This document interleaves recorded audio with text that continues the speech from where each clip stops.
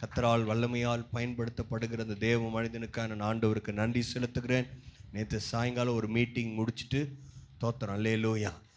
Night அவங்க கிளம்பி இங்கே காலையில் ஏர்லி மார்னிங் 2:30 மணிக்கு தான் அவங்க ஹோட்டலுக்கே வந்திருக்காங்க. ஸ்தோத்திரம் அல்லேலூயா. ஆனால் 2:30 மணிக்கு வந்தாலும் காலையில் முதல் ஆராதனையில் எங்களுக்கு முன்னாடி அவங்க ரெடியாகி கீழே இருந்தாங்க. ஸ்தோத்திரம், கர்த்தர் நல்லவர். அல்லேலூயா. அர்ப்பணிக்கப்பட்ட தேவ மனிதர்களை கர்த்தர் நம் மத்தியிலே கொண்டு வருகிறார். உங்களோட வந்திருக்கிற டீமில் எல்லாருக்கும் ஆண்டவராக இயேசுவின் நாமத்தில் நம்ம எல்லாரும் நம்ம விருப்பத்தை சந்தோஷத்தை தெரிவிக்கிறதுக்கு நல்ல உற்சாகமாக கரங்களை தட்டி அவர்களை வாழ்த்துவோம், அவர்களை வரவேற்கிறோம். இந்த ஆராதனையிலையும் சாயங்கால ஆராதனையிலும் தேவன் தம்முடைய தாசனை கர்த்தர் பயன்படுத்துவாராக. அல்லேலூயா. ஒரு விருப்பத்தோடு வாஞ்சியோடு நீங்கள் இருங்கள். ஆண்டவருடைய வார்த்தையை கேளுங்கள். கர்த்தர் உங்களை ஆசீர்வதிக்கட்டும். பாஸ்டருடைய கரங்களில் நான் கொடுக்கிறேன்.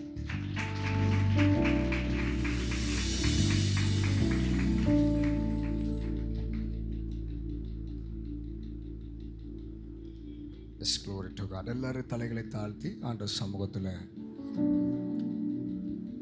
எங்களை நேசிக்கிற நல்ல ஆண்டவர் நசரனாகிய இயேசுவின் நாமத்தினால,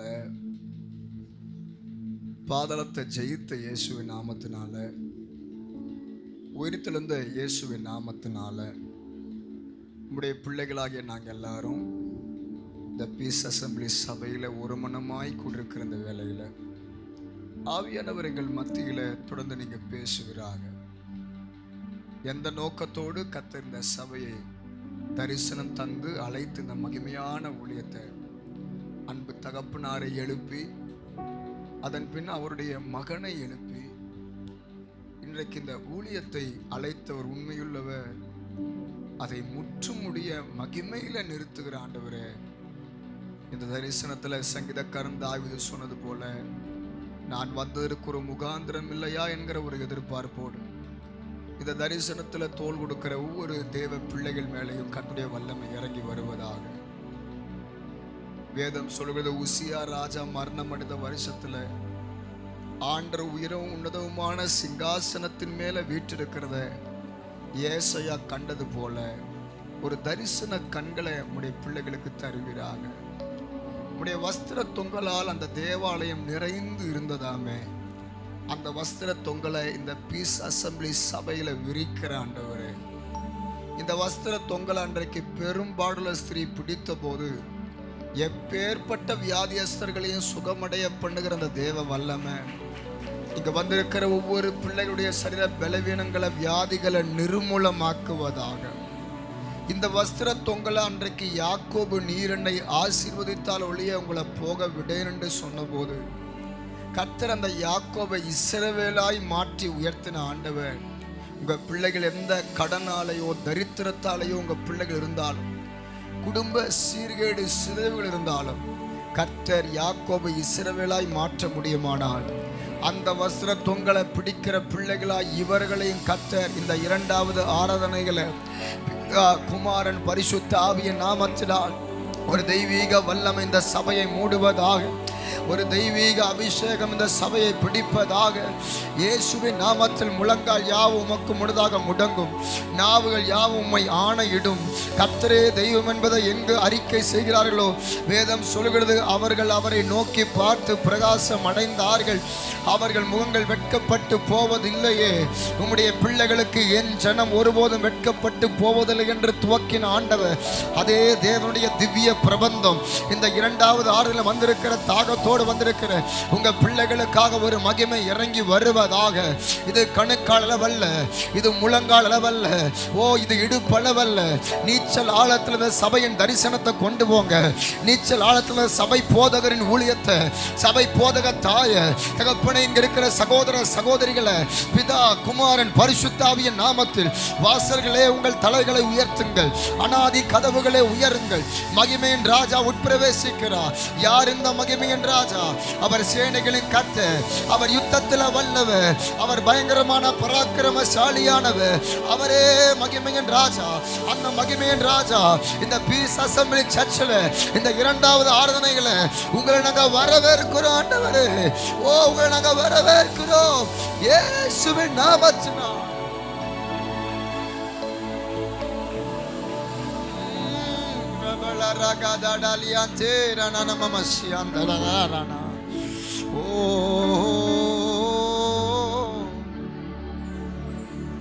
என் கண்களை ஏறெடுப்பே, என் கண்களை ஏறெடுப்பே, என் கண்களை ஏறெடுப்பே, என் கண்களை ஏறெடுப்பே. அல்பா ஒமேகா என் தேவன் நீரே, என் கண்களை ஏறெடுப்பே.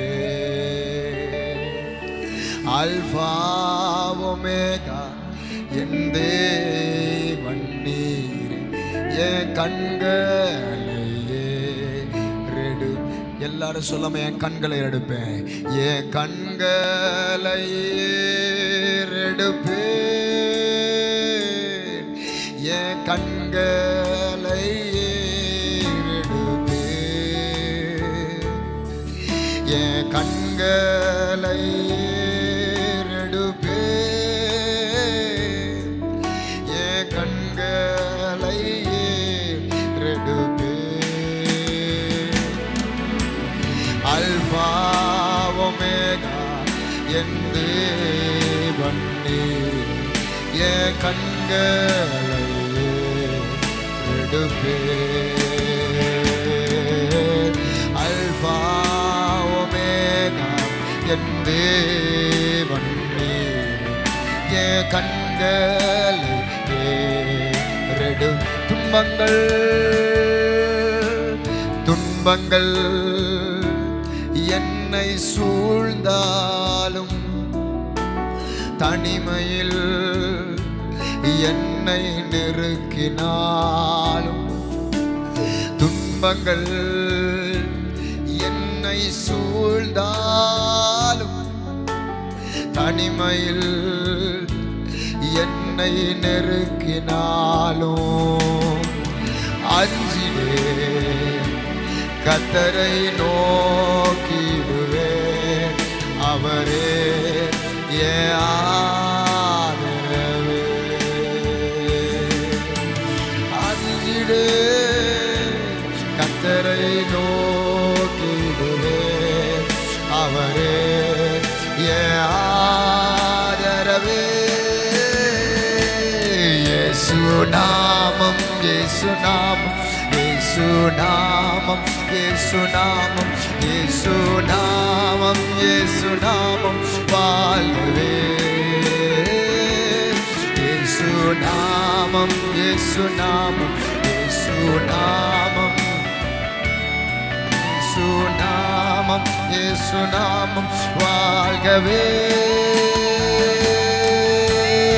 அவர் நாமமே மதுரமதே,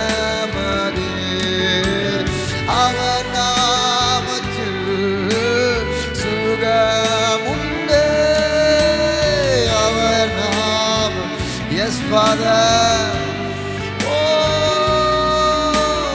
அவர் நாமத்தில் சுகமுண்டே. இயேசு நாமம், இயேசு நாமம், இயேசு நாமம், இயேசு நாமம் வாழ்கவே.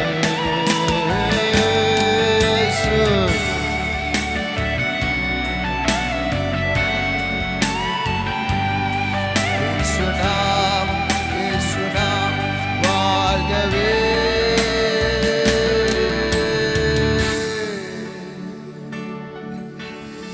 அவர் நாமமே மதுரமதே, அவர் நாமத்தில் சுகமுண்டே, அவர் நாமம் மதுரமதே, அவர் நாமத்தில் சுகமுண்டே.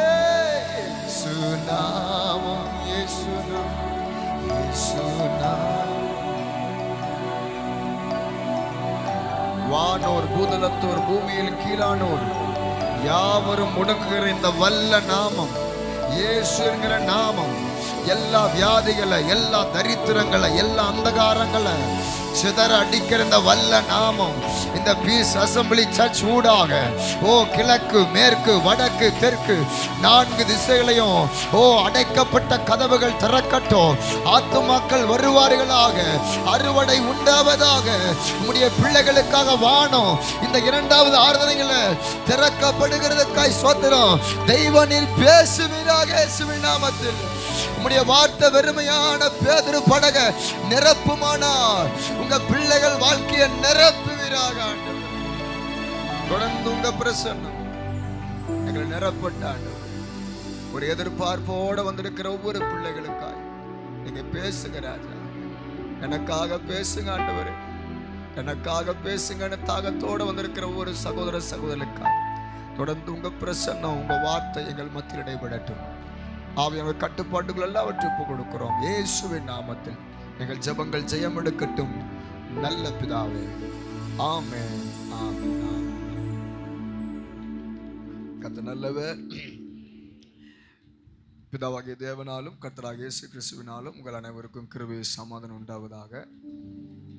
என்னை ஆட்கொண்டு வரும் நான் சேவிக்கிறவருமாகிய என்னுடைய ஆத்தும நேசர் என்னை ரட்சித்து என் மேல் அன்பு பாராட்டி இந்த உன்னதமான ஊழியத்தை நிறைவேற்றும்படியாக இந்த கழுதையை தேர்ந்தெடுத்து திரு பிரசங்கியாய் இருந்தவனை கிராம பிரசங்கியாய், பட்டண பிரசங்கியாய், தாலுக்காவில், மாவட்டங்களில், மாநிலங்களில் இந்த கழுதையும் ஒரு இந்து குடும்பத்திலிருந்து ஒரு ரவுடி குடும்பத்தில் ரட்சிக்கப்பட்ட என்ன கர்த்தர் ரட்சித்து இந்த மகிமையான பரிசுத்தவான்கள் சபையில் இந்த பலிபடத்தில் நிற்க நான் அருகதையற்றவன், நான் அல்ல அவருடைய கிருபையே என்னை நிறுத்துகிறேன் என்பதை எல்லா பிதா குமாரன் பரிசுத்தாவியவருக்கு எல்லா துதிகன மகிமையை நான் செலுத்துகிறேன். எனக்கு தெரியும் நான் யாருன்னு.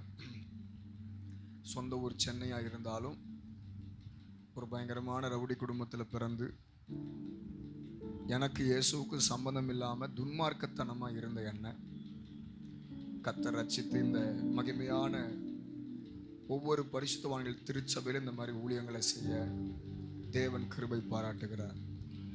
குறிப்பாக இந்த நாட்களில் தேவனுடைய வார்த்தையை உங்கள் மத்தியில் இந்த 3 சர்வீஸில் பேசும்படி என்னை நேசித்து என் மேல் அன்பு பாராட்டி அழைத்திருக்கிற அன்பு தேவனுடைய தாசர் பாஸ்டர் நோவா பிரைட் அவருக்காக, அவங்க துணைவியாருக்காக, பாஸ்டர் அம்மாவுக்காக, இந்த சபையில் இருக்கிற எல்லா விதமான ஜப குழுவினர்கள், சுவிசேஷ குழுவினர்கள், டீம் லீடர்ஸ்களுக்காக, சபை மூப்பர்கள், உங்கள் எல்லாரையும் நான் கிறிஸ்துவின் நாமத்தில் வாழ்த்துறேன். கர்த்தர் இந்த திருச்சபையின் தரிசனத்தை இப்போ இருக்கிறத விட இன்னும் 1000 மடங்கு கர்த்தர் உங்கள் சபையை, உங்கள் ஊழியத்தையும் கர்த்தர் பழுகி பெருக பண்ணுவாராக. நான் நம்புகிறேன் கர்த்தர் உங்களுக்கு நல்ல ஒரு ஆவிக்குரிய தாயை தந்திருக்கிறார், நல்ல ஒரு ஆவிக்குரிய தகப்பனாய் உங்கள் ஊழியரை தந்திருக்கிறார்,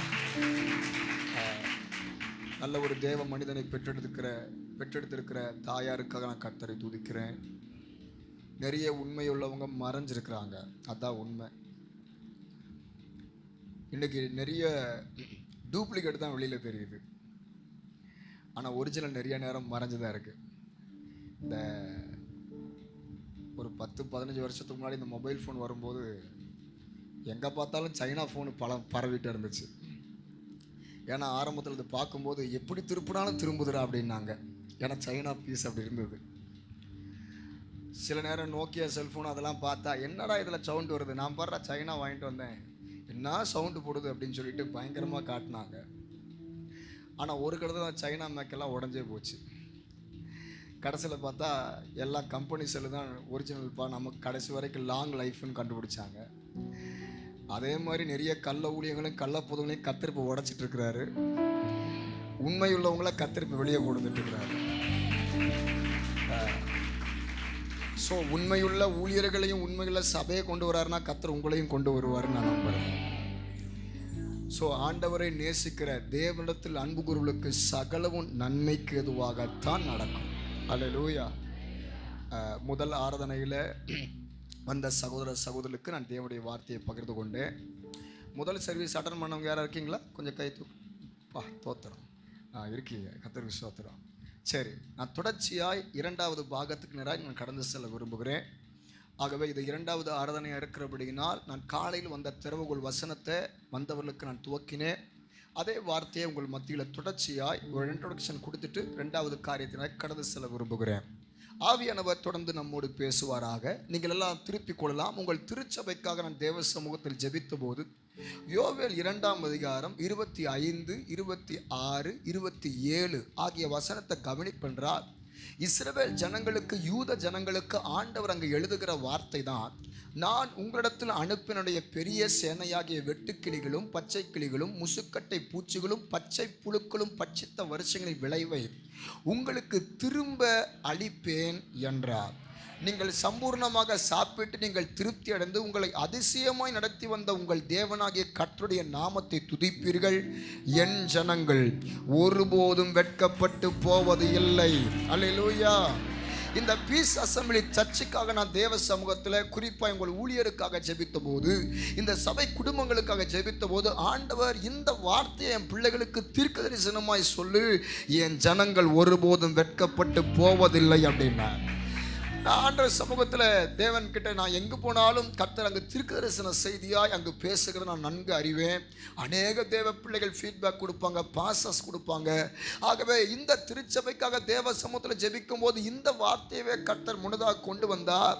அப்போ நான் நம்புகிறேன் கர்த்தர் இந்த 2026 இதுக்கு முன்னாடி நீங்கள் எந்தெந்த காரியங்களை குறித்து நீங்கள் வெட்கத்தை அனுபவித்தீர்களோ அந்த வெட்கத்துக்குரிய பலனை இந்த வருஷம் 2 மடங்கு தர வல்லவராய் இருக்கிறார். அல்லேலூயா.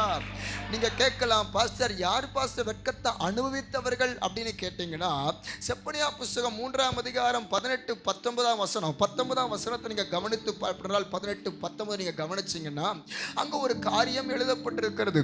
நீங்கள் கவனித்து பார்த்தீங்கன்னா, இதோ அக்காலத்தில் உன்னை சிறுமைப்படுத்தின யாவரையும் நான் தண்டிப்பேன், நொண்டியானவனை ரட்சித்து தள்ளுண்டவனை நான் சேர்த்து கொள்ளுவேன், அவர்கள் வெட்கம் அனுபவித்த சகல தேசங்களிலும் அவர்களை புகழ்ச்சியும் கீர்த்தியும் உண்டாக செய்வேன் அப்படிங்கிறார்.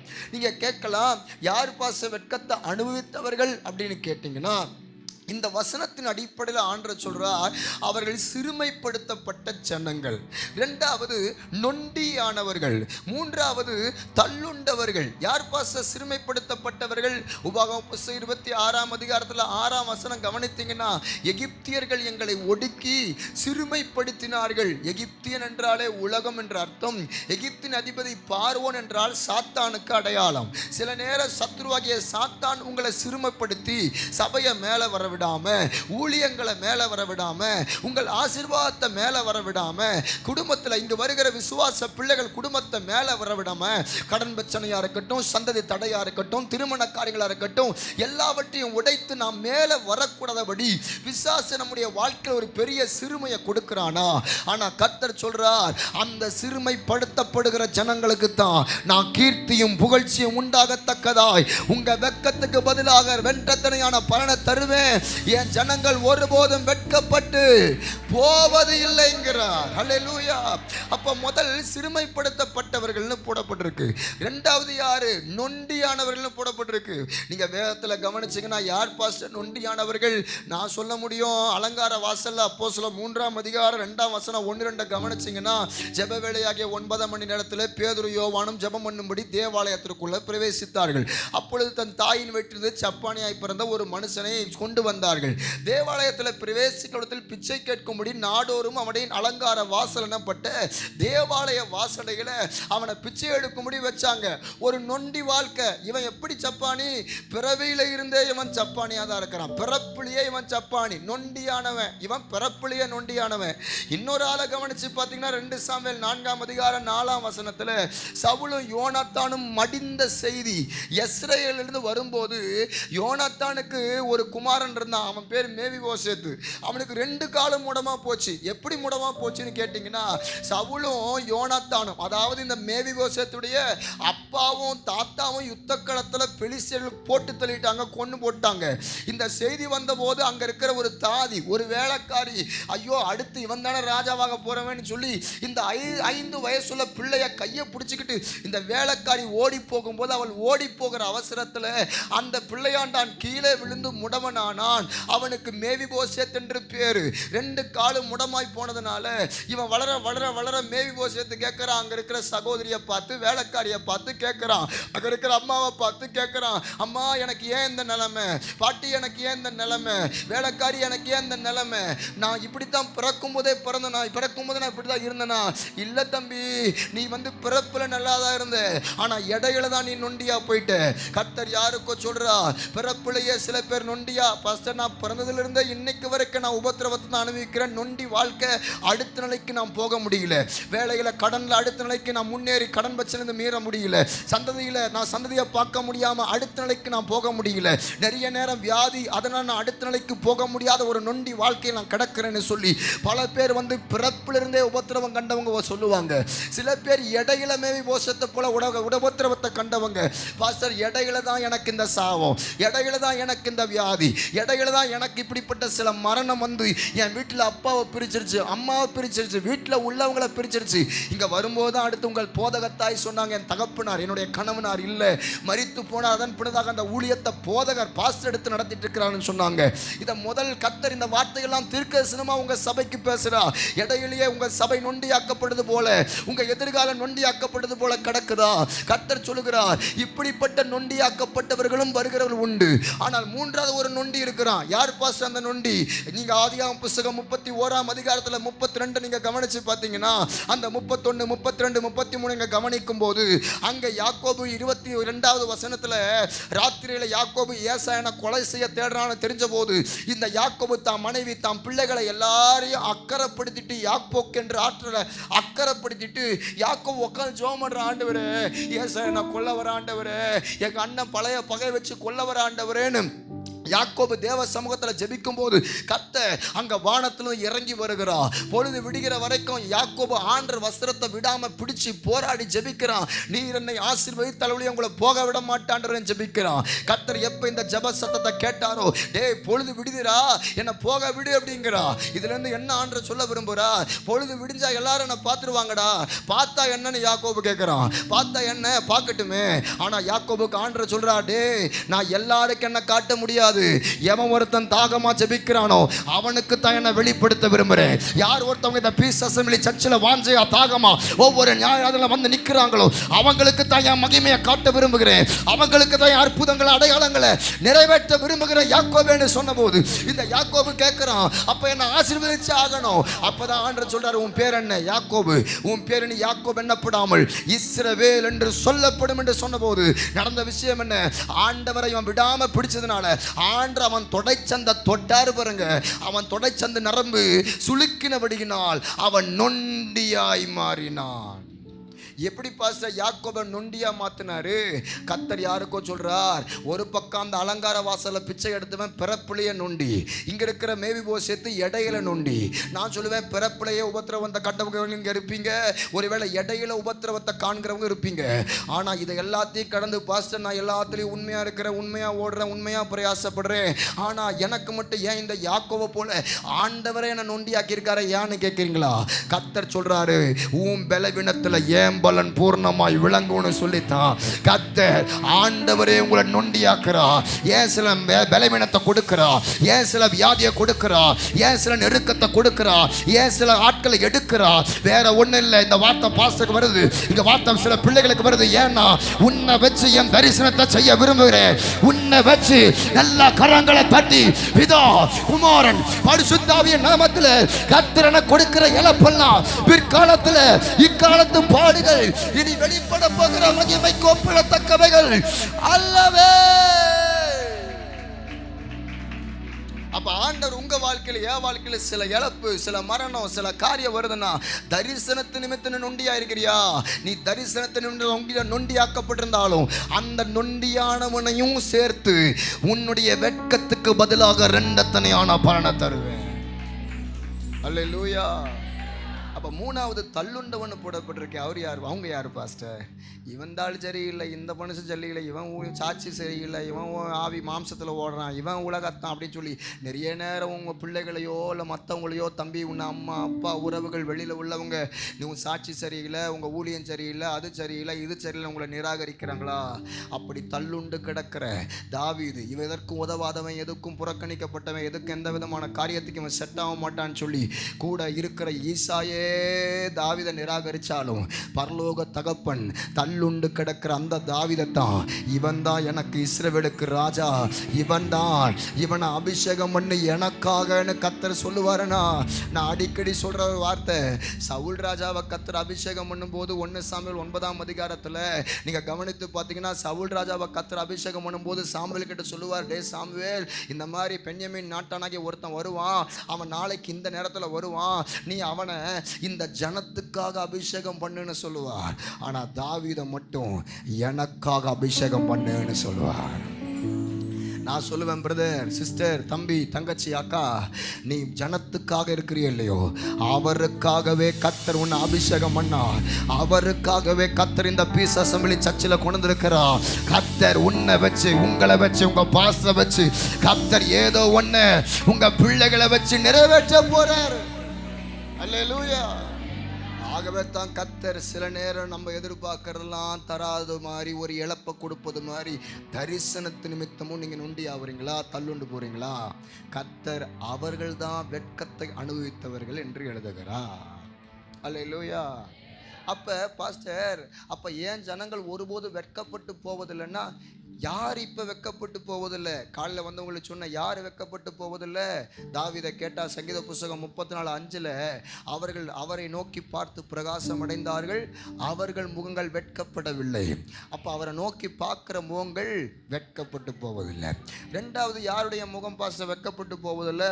சங்கீதம் 119 சங்கீதம் 6வது வசனத்தை கவனிச்சிங்கன்னா, கர்த்தாவே உம்முடைய கற்பனைகள் எல்லாம் கண்ணோக்கும் போது நான் வெட்கப்படவில்லைங்கிறான். அவர் கற்பனையை, வசனத்துக்கு எத்தனை பாடுகள் உபத்திரம் வந்தாலும் இந்த வசனத்தின்படி தான் வாழுவேன் பாஸ்டர், எத்தனை நெருக்கம் வந்தாலும் ஊழியத்தை விட மாட்டேன் பாஸ்டர், எத்தனை உபத்திரம் வந்தாலும் சபையின் பிரமாணத்தை நான் விட மாட்டேன் பாஸ்டர். யாரெல்லாம் வசனத்துக்கு உண்மையா நிற்கிறீங்களோ அந்த கற்பனையை கண்ணோக்குறில் இந்த வேதத்தை சுமக்கிறவங்க வெட்கப்பட்டு போவதில்லை. மூணாவது, யார் பாஸ்டர் வெட்கப்பட்டு போவதில்லை? ஏசாயா 49ஆம் அதிகாரம் 23ஆம் வசனத்தில் பின்பகுதியை வாசிங்கன்னா, எனக்கு காத்திருக்கிறவர்கள் வெட்கப்பட்டு போவதில்லை. சில நேரம் என் பிள்ளைக்கு திருமணமாகலையே காத்திருக்கீங்களா? சந்ததிக்காக காத்திருக்கிறீங்களா? நிறைய நேரம் ஊழியத்தின் அழைப்பு வந்துடுச்சு, ஆனால் வெளியில் இன்னும் வர முடியாமல் நான் ஏதோ வேலை காரியம் கட்டப்பட்டு காத்திருக்கிறீங்களா? கர்த்தர் எந்தெந்த காரியத்துக்காக நீங்கள் காத்திருக்கீங்க? பிரிஞ்ச குடும்பம் ஒன்று சேர மாட்டேங்குது, காத்திருக்கிறீங்களா? என் சரீரத்தில் பலவீன வியாதி, என் வியாதி நீராதா, கேன்சர் மாறாதா, காத்திருக்கிறீங்களா? நீங்கள் என்னென்ன காரியங்களுக்காக காத்திருந்தாலும் கர்த்தர் உங்களுக்கு சொல்கிற ஒரு வார்த்தை, எனக்கு காத்திருக்கிறவங்க வெட்கப்பட்டு போவது இல்லை. நாலாவது, யார் பாச வெட்கப்பட்டு போவதில்லை?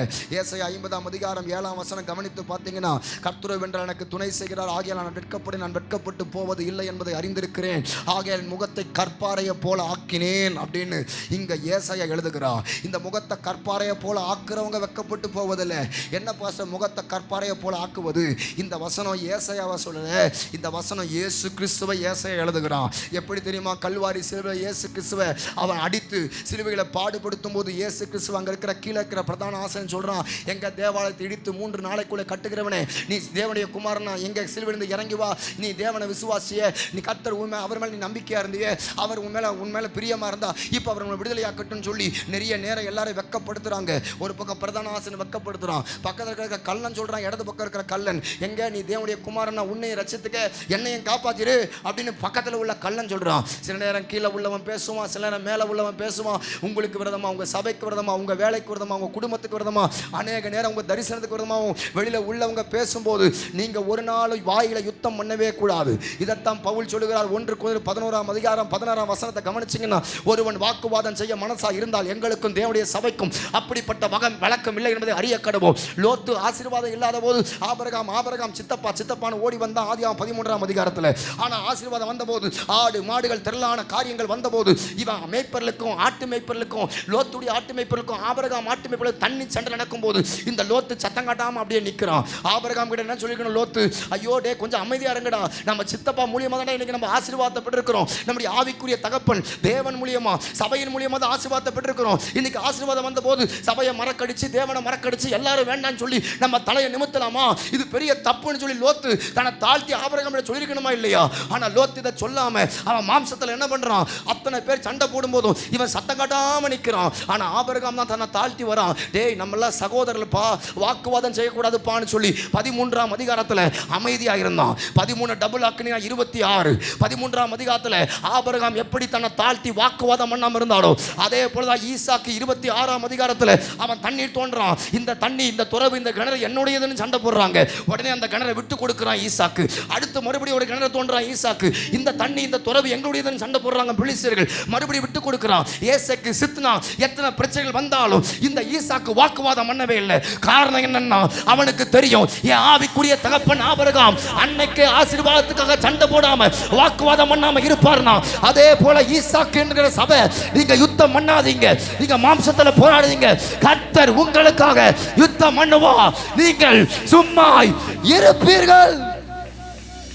அல்லேலூயா. சில நேரம் வெளியில உள்ளவங்க யுத்தம் பண்ணுவாங்க. சிலர் ஊழியக்காரங்கள் எங்களுக்கு காதல வரும், விசுவாசி இப்படி பேசுனாங்க, சிலர் விசுவாசி இப்படி ஒரு காதல இப்படி பாச பேசுனாங்க, அப்படி பேசுனாங்க. என்ன காரியங்கள் வந்தாலும் என்ன இப்படி பேசலாம், என்ன இப்படி செய்யலாம்னு நீங்க யுத்தம் பண்ணீங்கன்னா கர்த்தர் நீயே பார்த்துக்கன்னு சொல்லி அவர் ஓரமா நின்றுவாரு.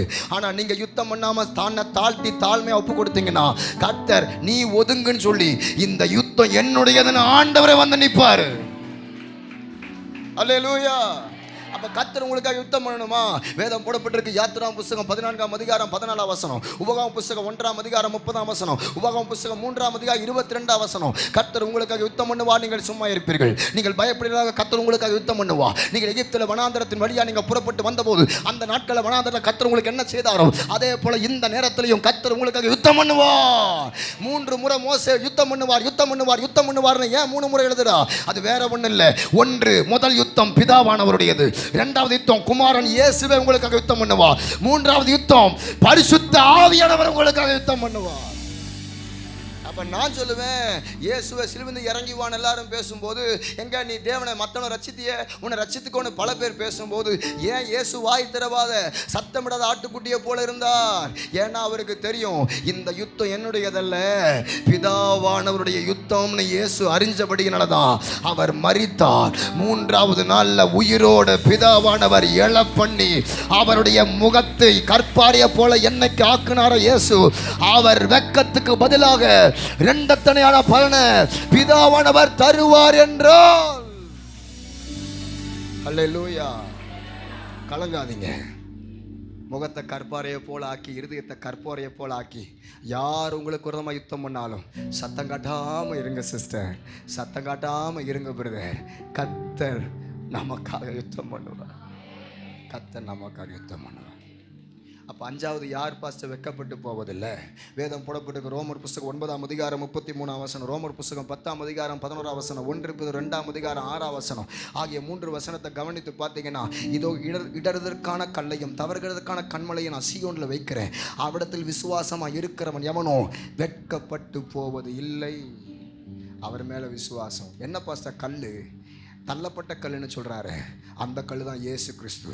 இயேசுவை யாரெல்லாம் சொந்த ரட்சகராக ஏற்றுக்கொண்டு இந்த பீஸ் அசம்பிளி சபையில் ஒவ்வொரு வாரமும் கர்த்தரை ஆராதிக்க வரீங்கள்ல, நீங்கள் உலகத்தால் தள்ளப்பட்டு உறவுகளால் புறக்கணிக்கப்பட்டு வரீங்கள்ல, நான் சொல்லுவேன் உங்களை மட்டும் தள்ளலை, இயேசு கிறிஸ்துவே அன்னைக்கு தள்ளலாங்க. பச்சை மரத்துக்கு இவைகளை செய்தால் பட்ட மரத்துக்கு என்ன செய்ய மாட்டார்கள்?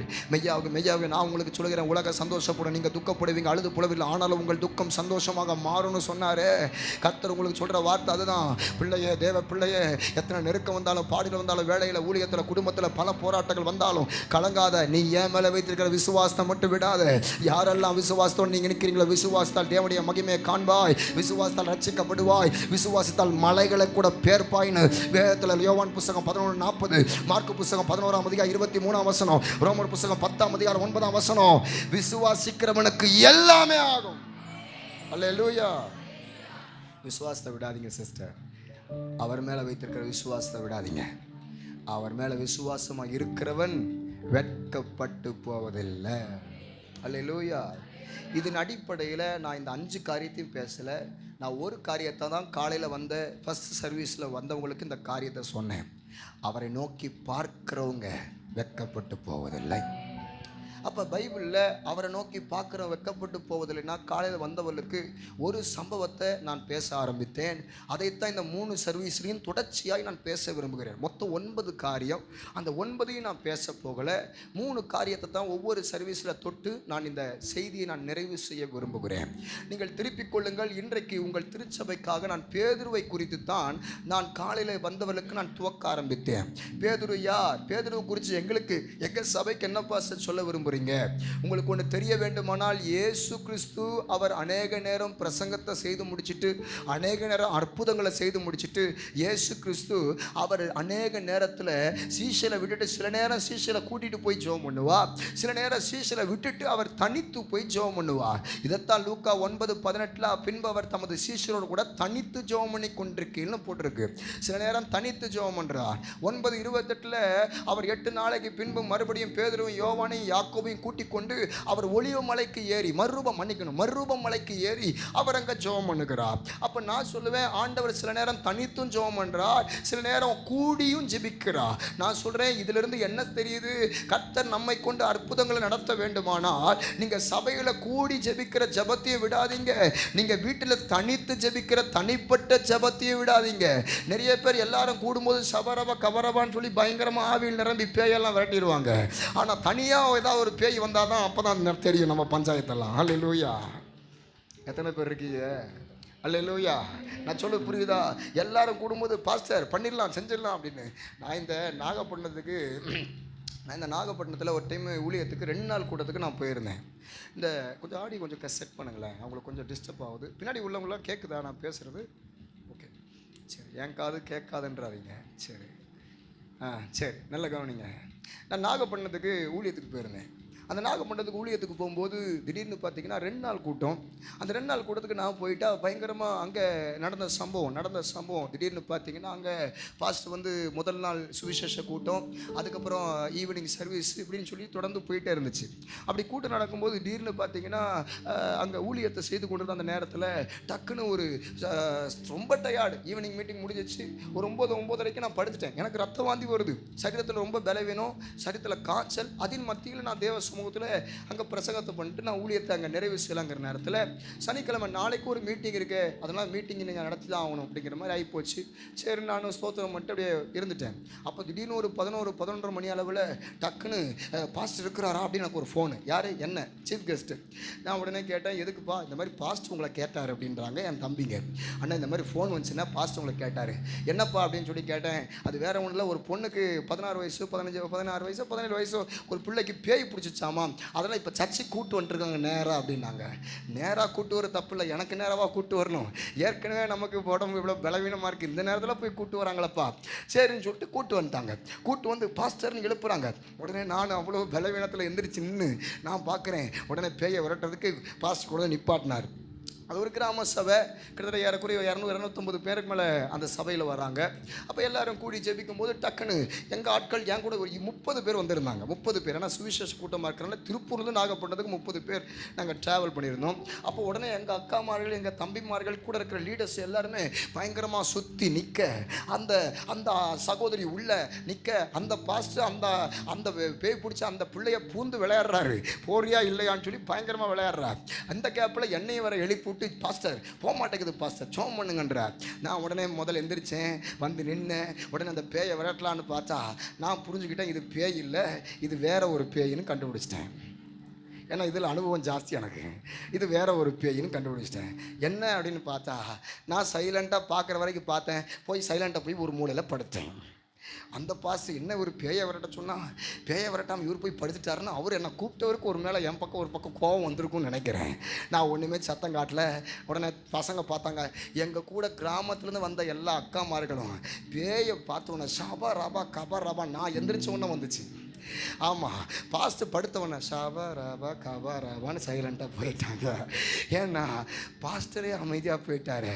ஒருவேளை நம்மளேக்காவது அட்டாக் பண்ணிருச்சுன்னா நம்ம ஆளுடைய அப்போ தான் நம்ம நிலைமையெல்லாம் தெரியுது பாஸ்டர். அல்லேலூயா.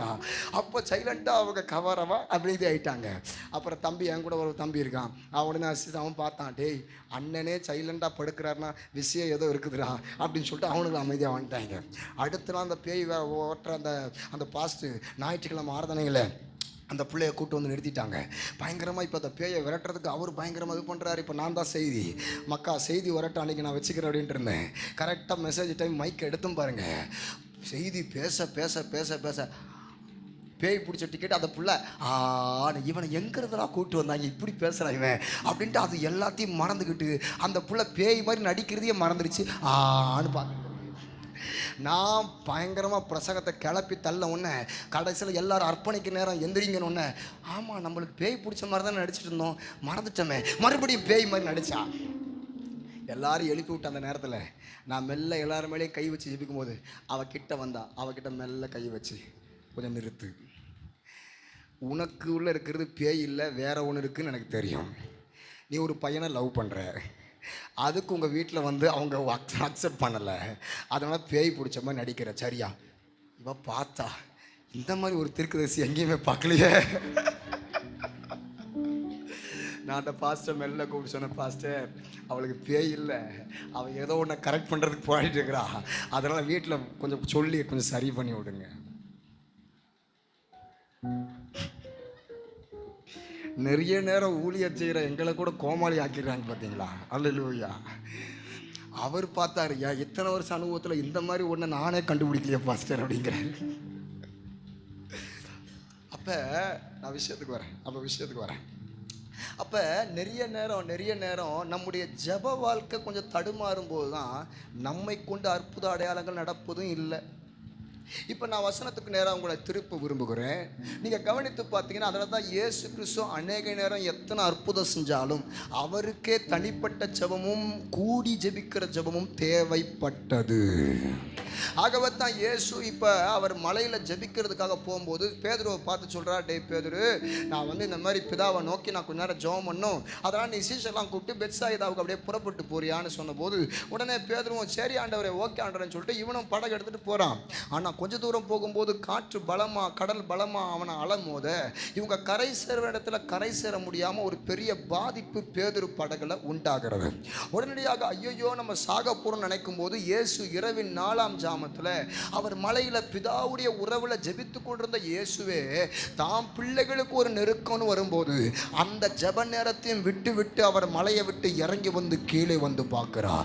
கீழே வந்து பார்த்தா ஐயோ படகு இல்லையே, என் பிள்ளைங்க நடுக்கடலை மாட்டிக்கிட்டு இருக்காங்களே சீஷர்கள்னு சொல்லி இயேசு என்ன பண்றாருன்னா அந்த கடலின் மேலேயே நடந்து வருகிறார். உடனே இந்த பேதுரு பார்க்கிறான், ஐயோ ஒரு ஆவி வருதுன்னு சொல்லி சீஷர் எல்லாரும் ஆவேசம்னு பயத்தினால் அலறினாங்க.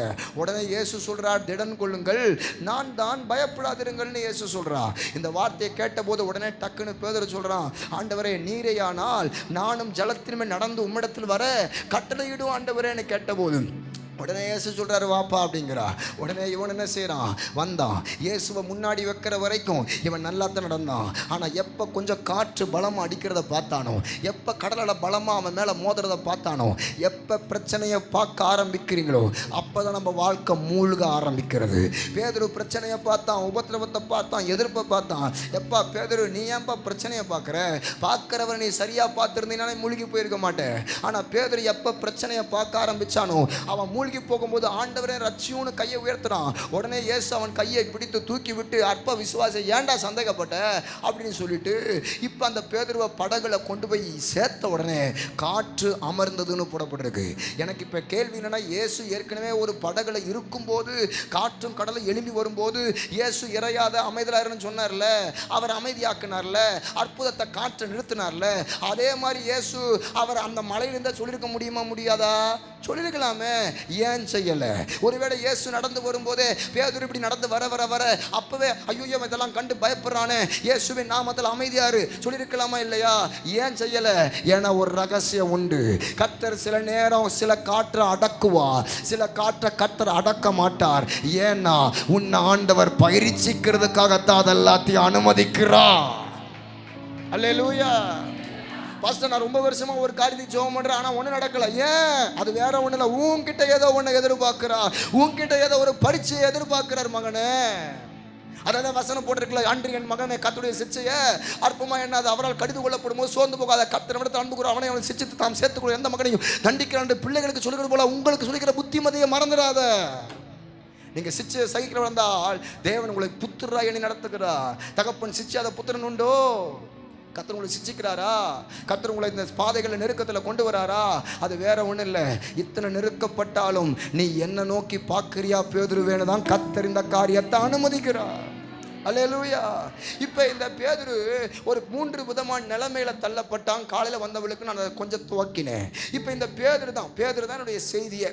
இப்படிப்பட்ட நிலைமைகளை இயேசு பேதுருவை எழுப்பி அவனை கொண்டு போய் படகுல சேர்த்தது உண்மைதான், அந்த கரை சேர்ந்தது உண்மைதான். ஆனா இப்ப இந்த பேதுருடைய நிலைமையிலிருந்து ஒரு 3 காரியத்தை வேகமா சொல்றேன். பாஸ்டர், இப்ப இந்த பேதுருவை குறித்து எங்களுக்கு என்ன சொல்ல விரும்புறீங்க? முதல் காரியம், காலையில வந்தவளுக்கு நான் கொஞ்சம் காரியத்தை பேசினேன். இந்த பேதுரு அந்தகாரத்தில் அகப்பட்டவனாய் மாறினான். என்ன பாஸ்டர் அந்தகாரம்? ஒரு 3 நிலைமையை சொல்றேன், டக்குன்னு எழுதிக்கங்க. முதல் காரியம், அந்தகாரத்தில் அகப்பட்டவன். இந்த பேதுருடைய சம்பவத்திலிருந்து ஒரு 3 காரியத்தை வேகமா நாம் தியானிக்க போகிறோம் ஈவினிங் சர்வீஸ் வரைக்கும். முதல் காரியம், அந்தகாரத்தில் அகப்பட்டவன். இரண்டாவது, அலைகளினால் அலைவுபட்டவன். மூன்றாவது, அண்டி இருப்போராலையும் இவன் கைவிடப்பட்டு அமிழ்ந்து போனவன். ஏன்னா பேதுரு கீழே விழும்போது அவன் அந்த படகுல அவன் கூட பிறந்த அந்திரேயா இருந்தான். அந்திரேயா அவனை தூக்கல. கூடவே இருந்த அங்க இருக்கிற யாக்கோபு, யோவான் இருந்தான். ஆனா அவங்களும் தூக்க நண்பர்கள் வரல. நான் சொல்றேன் சிஸ்டர், பிரதர், நீங்க யாரை நம்புறீங்களோ அவங்களே உங்களை குழிக்குள்ள போடுவாங்க. ஏன்னா தானியேலுக்கும் தரியு தான் குழியில போட்டான். நீங்க யாரை நம்புறீங்களோ, யோசேப்பு, ஏன்னா யோசேப்ப அங்க இருக்கிற போத்திபார் தான், நம்பிக்கை நாயகனா இருந்த போத்திபார் தான் அவனை சிறைச்சாலையில போட்டான். நான் சொல்லுவேன், இந்த உலகத்தில் இங்கே யாரை நம்பினாலும் அவங்க உங்களை ஏமாற்றுவாங்க, உங்களை கைவிடுவாங்க. சில நேரம் பிள்ளைகள் நம்புவீங்க, பிள்ளைகள் உங்களை கைவிடலாம். சில நேரம் தாய் தகப்பன் நம்புவாங்க, தாய் தகப்பன் கைவிடலாம். சில நேரம் உறவுகள் நீங்கள் நம்புவீங்க, உறவுகள் நம்மளை கைவிடலாம். சில நேரம் வேலையை முக்கியத்துவம் கொடுத்துட்டு ஆண்ட சமூகத்துக்கு வராமல் நீங்கள் வேலைன்னு ஓடுவீங்க, அந்த வேலை உங்களை கைவிடும். ஆனால் கைவிடாத ஒருத்தர் உண்டு, இயேசு கிறிஸ்து. அவர் ஒருத்தர் தான் நேற்றும் இன்றும் என்றும் மாறாதவராயிருக்கிறார். அல்லேலூயா. தம்பி, நீ உலகத்தின் சிநேகத்தில் போய் அந்த பிள்ளை இந்த பிள்ளைன்னு ஓடிடாத. தம் தகச்சி, நீ உலக மனுஷனை பார்த்துட்டு அந்த பையன் இந்த பையன் ஓடிடாத. அவன் கூட உன்னை கைவிடுவான், ஆனால் ஆண்டவர் உன்னை கைவிட மாட்டாரு. இயேசுதான் உன்னை கைவிடாத ஒரு நாயகர். அப்ப முதல் காரியம் என்ன? அந்த காலத்தில் அகப்பட்டவன். பாஸ்டர், என்ன பாஸ்டர் சொல்லுவீங்க? அந்த காரணம் என்ன பாஸ்டர்? நீங்க நல்லா கவனிங்க. மத்தேயு புத்தகம் 14ஆம் அதிகாரம் 25ஆம் வசனத்தை கவனிச்சீங்கன்னா, பேதுருடைய படகு 24 நடுக்கடல்ல அது அலைவுபட்ட போது 25ஆம் வசனத்துல இரவின் 4ஆம் ஜாமத்துல இயேசு கடலின் மேல் நடந்து அவர்களிடத்திற்கு வந்தார்னு போடப்பட்டிருக்கு. அப்ப இரவின் 4ஆம் ஜாமனா என்ன? நான் காலையில் வந்தவர்களுக்கு சொன்னேன். இரவின் 4ஆம் ஜாமனா அன்றைக்கு இருந்த மூதாதையர்கள், அன்றைக்கு இருந்த முன்னோடிகள் இரவு நேரம் 12 மணிலிருந்து காலையில் 6 மணி வரைக்கும் அது முதல் ஜாமோன்னு சொன்னாங்க. ஏன்னா மணி இல்லாத, மணிக்கூண்டு இல்லாத, டைம் பீஸ் இல்லாத காலகட்டத்தில் அன்றைக்கு காலத்தை வச்சு தான் நேரத்தை கணக்கிட்டாங்க. அப்படி காலத்தை வச்சு நேரத்தை கணக்கிடும் போது ராத்திரி 12 மணிலிருந்து காலையில் விடியற்கால 6 மணி வரைக்கும் அது முதல் ஜாமோன்னாங்க. ரெண்டாவது ஜாமோனா காலையில் 6 மணிலிருந்து மதியானம் 12 மணி வரைக்கும் அது இரண்டாவது ஜாமோன்னாங்க. இப்போ நீங்களும் நானும் எத்தனாவது ஜாமத்தில் இருக்கிறோம்? எத்தனை ஜாமத்தில் இருக்கும்? ரெண்டாவது ஜாமத்தில் இருக்கிறோம். அப்போ 12 மணிலேருந்து சாயங்காலம் 6 மணி வரைக்கும் எத்தனாவது ஜாமோன்னு சொன்னாங்க? மூன்றாவது ஜாமோன்னு சொன்னாங்க. சாயங்காலம் 6 மணிலேருந்து ராத்திரி 12 மணி வரைக்கும் எத்தனாவது ஜாமோன்னு சொன்னாங்க? 4வது ஜாமோன்னாங்க. இப்போ இயேசு 4வது ஜாமத்தில் கடலின் மேல் நடந்து வந்தாருன்னா எத்தனை மணிலேருந்து எத்தனை மணிக்குள்ள அவர் நடந்திருக்கிறாரு? சாயங்காலம் 6 மணிலிருந்து ராத்திரி 12 மணி அதுக்குள்ளதான் ஆண்டு நடந்திருக்கிறாருன்னா, எனக்கு இப்போ கேள்வி என்னன்னா, இயேசு மலையில் இருக்கும்போது இந்த சீசல் படகுல அவங்க நெருக்கப்படும் போது ராத்திரி வேளையில சீசல் இவ்வளவு பெரிய பாடுகள் இருக்கிறாங்கிறத இயேசு மலையில் இருந்தாலும் எப்படியா கண்டுபிடிச்சாரு? ஏன்னா அவருடைய பார்வைக்கு மறைவான சிருஷ்டி ஒன்றுமே இல்லை. சகலமும் அவருடைய பார்வைக்கு நிர்வாணமாய் வெளியலகமாய் இருக்கிறபடினால் நம்ம அவருக்கு கணக்கு கொடுக்கணுமே. நான் சொல்லுவேன், அவர் அவ்வளவு மலையின் மேலே இருந்தாலும் எங்கேயோ பேதுரு சீஷர் கஷ்டப்படுவது அறிந்த போது அவர் இறங்கி வருவார்னா, நான் உங்களுக்கு சொல்றேன், அவர் பரலோக ராஜ்யத்தில் இருந்தாலும் தாம் பிள்ளைங்க இந்த ஈபிஎஸ் அசெம்பிளி சபைகளை ஜபிக்கும் போது, தாம் பிள்ளைங்க கண்ணீரோடு ஆராதிக்கும் போது, உன் நிலைமையை கண்டு, உன் பிரச்சனையை கண்டு, உன் சூழ்நிலைகளை கண்டு அவர் இறங்கி வராமல் இருப்பாரோ? அல்லேலூயா. அப்ப ஆண்டவர் பாருங்க, அந்த தேவன் இவன் நிலைமை அறிஞ்சுதான் 4வது ஜாமத்தில் இறங்கி வரார்னா, அப்ப பேதுரு படகு முதல் எந்த நிலைமையில தள்ளப்படுச்சு? அந்தகாரத்தில் அகப்பட்டவன். நான் சொல்லுவேன், ஒரு ராக்காலம். எல்லாரும் சொல்றாங்களே, ஐயோ இது ராக்காலம் பிரதர், சுவிசேஷம் அறிவிக்க முடியல பிரதர், விடுதலையா ஊழியம் செய்ய முடியல பிரதர், நிறைய இடங்களில் சபை கட்ட முடியல பிரதர். உங்க ஊர் சேலத்தை குறித்து சொன்னா அது சாலேம் தானே சொல்றாங்க. அல்லேலூயா. ஆமா, சமாதானம் உங்க ஐயா, அதனால தான் பீஸ் அசம்பிளின்னு வச்சிட்டாரு நினைக்கிறேன். அல்லேலூயா. நான் சொல்லுவேன், சேலம்னாலே என்னது? சமாதானம், சாலோம். வரமாட்டேங்குது பாருங்க. அல்லேலூயா. ஆமா, சமாதானம். உங்கள் ஊரை நினச்சா எனக்கு ரொம்ப சந்தோஷமாக இருக்குது. அல்லேலூயா.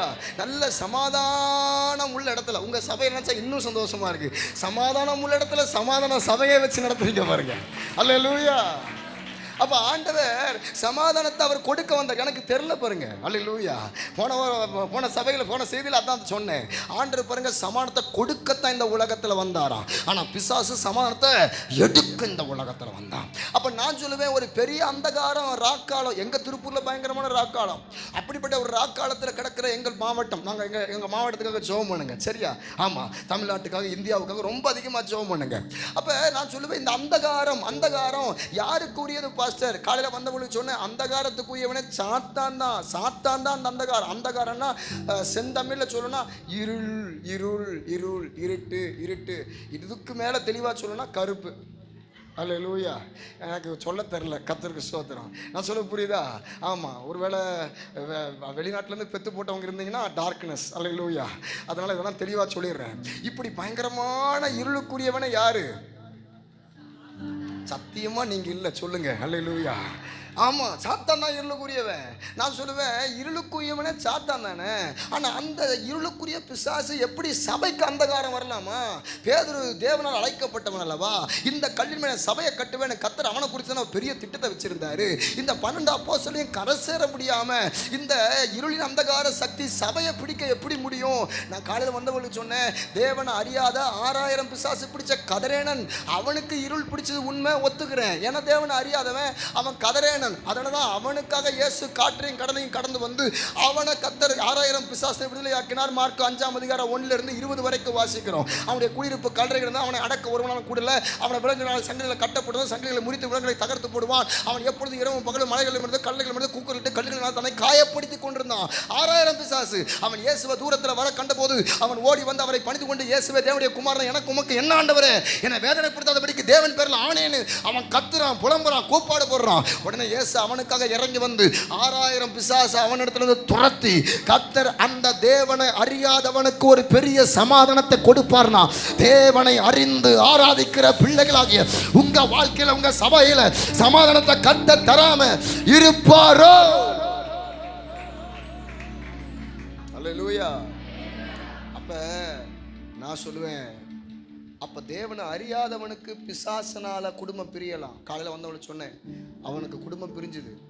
மனைவி இழந்தான், பிள்ளை இழந்தான், வேலை இழந்தான், வீட்டை இழந்தான், கதரேனர் என்று சொல்கிற நாட்டை இழந்தான், கடைசியில் வஸ்திரத்தை கூட இழந்துட்டான். சில நேரம் உங்ககிட்ட ஒன்றுமே இல்லாமல் என்னை விட்டு நிறைய போகுது பாஸ்டர், நிறைய இழப்பை பார்க்குறேன் பாஸ்டர். நான் சொல்லுவேன், சில நேரம் பிசாசினாலேயே நம்ம சில காரியத்தை இழப்போம். ரெண்டாவது, நாம் செய்த பாவத்தினாலேயே சில காரியத்தை இழப்போம். ஏன்னா பைபிள் வசனம் போட்டிருக்குல்ல, லூக்கா புஸ்தகம் 15ஆம் அதிகாரம் 11 கவனித்து பார்த்தீங்கன்னா, ஒரு மனுஷனுக்கு 2 குமாரர் இருந்தார்கள்.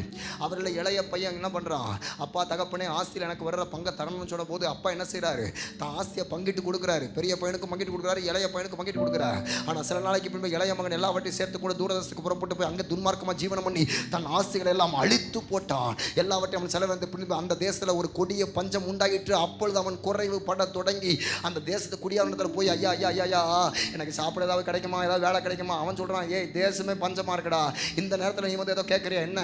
ஒன்று ஒரு வேலை வேணா இருக்குது, ஒரு வேக்கன் இருக்குது, ஒரு வேலை இருக்குது, என்ன பண்ணி மேய்க்கிற வேலை வைத்துக்கிறியா? சரி சார். அப்பா வீட்டில் ராஜா போஜனத்தில் உட்காந்து சாப்பிட்ருந்த இளைய குமாரன் எல்லாத்தையும் இழந்து ஒரு பண்ணி மேய்க்கிற வேலையில் போய் பன்னி தவிட சாப்பிட்ற நிலைமைக்கு போகிறான். கடைசியில் அந்த பன்னி தவிட அவனுக்கு கிடைக்கல, ஒரு பெரிய இழப்பை கண்டான். நான் உங்களுக்கு சொன்னேன், பிசாசுனாலேயும் சில நேரம் நம்ம அந்தகாரப்பட்டு எல்லாத்தையும் இழப்போம். சில நேரம் நம்முடைய பாவத்தினாலையும் தம்பி தங்கச்சி பெரியவங்க சின்னவங்க எந்த விதத்திலையும் உலக ஸ்நேகம், உலக ஆசை, கள்ள உறவு, இச்சை, சினிமா, தேவையில்லாத காரியங்கள், எதெல்லாம் மொபைல், இன்டர்நெட், இதெல்லாம் பார்த்து உன் பாவத்தினாலையும் உன் குடும்பத்தில் சந்தோஷத்தை, சமாதானத்தை எல்லாத்தையும் இழக்கிறையா? கர்த்தர் உனக்கு தான் இந்த வார்த்தையை சொல்றார். மனம் திரும்ப வேண்டிய விஷயத்தில் மனம் திரும்புங்க பிரதர், மனம் திரும்ப வேண்டிய விஷயத்தில் மனம் திரும்புங்க சிஸ்டர். ஏன்னா இயேசு ராஜா சீக்கிரம் வரப்போறா. அவர் வருகைக்கு நீங்கள் நான் ஆயத்தப்பட்டு மகிமையான பரலோகத்தில் நிலையான நகரம் நமக்கு இங்கே இல்லை, வரப்போகிறதையே நாடி தேடுகிறோம். அந்தபடியே இயேசுவும் தம்முடைய சொந்த ரத்தத்தினால் ஜனத்தை பரிசுத்தம் செய்யும்படியாக அவர் நகரம் வாசலுக்கு புறம்பே பாடுபட்டு மகிமைகளை எடுத்துக்கொள்ளப்பட்டார்னா, நம்மளும் இந்த புறம்பே பாடுபடுறோம். ஒரு நாள் வரும் நம்ம எல்லாரும் மகிமையை எடுத்துக்கொள்ளப்படுவோம். அப்ப ஆண்டவர் உங்களுக்கு எனக்கு சொல்ற ஒரு வார்த்தை, இக்காலத்து பாடு இனி வெளிப்பட போகிற மகிமைக்கு ஒப்பிடத்தக்கவைகள் அல்லவென்று எண்ணுகிறேன். அப்போ ஒரு பெரிய இழப்பு. நான் சொல்லுவேன், தேவனை அறியாதவனுக்கு வந்தா பரவாயில்ல, ஆனால் தேவனை அறிஞ்சவங்களுக்கு வரலாமா? இதைத்தான் காலையில் வந்தவங்களுக்கு சொன்ன எபேசர் 4:18 எபேசர் 5:8 எபேசர் 5:11 3 வசனத்தை கவனிச்சிங்கன்னா பவுல் சொல்றாரு, சபையில் புத்தியில் அந்தகாரப்பட்டாங்க சபை அப்படிங்கிறார். புத்தியில் அந்தகாரம். சில நேரம் நம்ம வாழ்க்கையில் குடும்ப பிரச்சனை, வியாதி, ஐயோ பாஸ்டர் கடன் பிரச்சனைலாம் நிறைய பேர் வருவீங்க. இந்த சூழ்நிலைகளாக மாறாதான்னு கேட்கும்போது பாஸ்டர் சொல்லுவாங்க, தேவசமாக ஜெபிப்போம், உபவாசம் போடுங்க, தேவ திறப்பில் வாங்க, ஓய்வு நாளை மிஸ் பண்ணாதீங்க, உபவாச ஜபத்தை மிஸ் பண்ணாதீங்க, கர்த்தர் கொடுக்குற முழு ஜபத்தை மிஸ் பண்ணாதீங்க, அதிகாலையில் பிரேயர் சென்டர், வாலிபர் கூடுங்க, ஆண்கள் கூடுங்க, பெண்கள் கூடுங்க, மிஸ் பண்ணாமல் தேவசமத்தில் திறப்பில் நில்லுங்க. கர்த்தர் நிச்சயமாக நம்ம வெக்கத்துக்கு பதிலாக நடத்தி பணம் தருவா. என் ஜனம் நிச்சயமாக வெக்கப்பட்டு நீங்கள் போவதில் நிறைய நேரம் தேவ மனுஷங்க மூலியமாக பேசுவார் ஆண்டவர். ஆனாலும் வார்த்தையை கேட்டாலும் நம்ம புத்தியில் அந்தகாரப்பட்டு நம்ம கீழ்ப்படிய முடியாமல், விட வேண்டியதை விட முடியாமல் தேவனை தேடுறோம், ஆனால் உண்மையாக தேடுறதில்ல.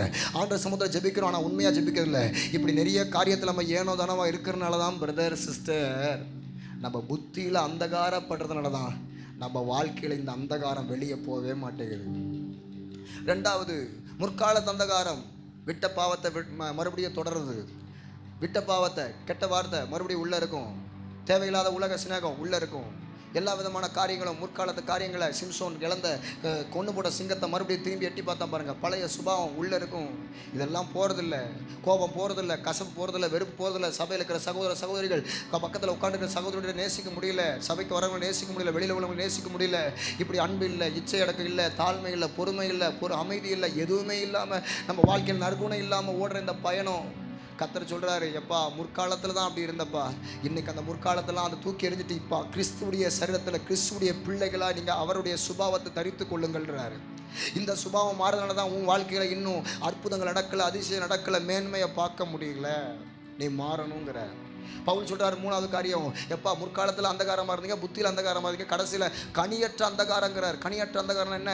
சபைக்கு இத்தனை வருஷமாக வரேன், ஒரு ஆத்மா ஆதாயம் பண்ணுறதில்ல, சபைக்கு இத்தனை வருஷமாக வரேன், சபையில் நானும் ஒரு பங்கத்தினர் தான், பீஸ் அசம்பிளி சர்ச்சில் நானும் அந்த சர்ச்சுக்கு தான் போகிறேன், எங்கள் பாஸ்டர் சூப்பர், எங்கள் சர்ச்சு சூப்பர், ஆராதனை சூப்பர், எல்லாம் சூப்பர், ஆனால் நான் ஆவிக்குரிய வாழ்க்கையில் இந்த சபைக்கு ஏதாவது ஒரு பொறுப்பில் கனி உள்ளவனாக இருக்கிறேன்னா, கனி உள்ளவளாக இருக்கிறேன்னா, அதில் இன்னும் கனி இல்லாமல் வாழ்கிறோமே, கனியே இல்லாமல் வாழ்கிறோமே.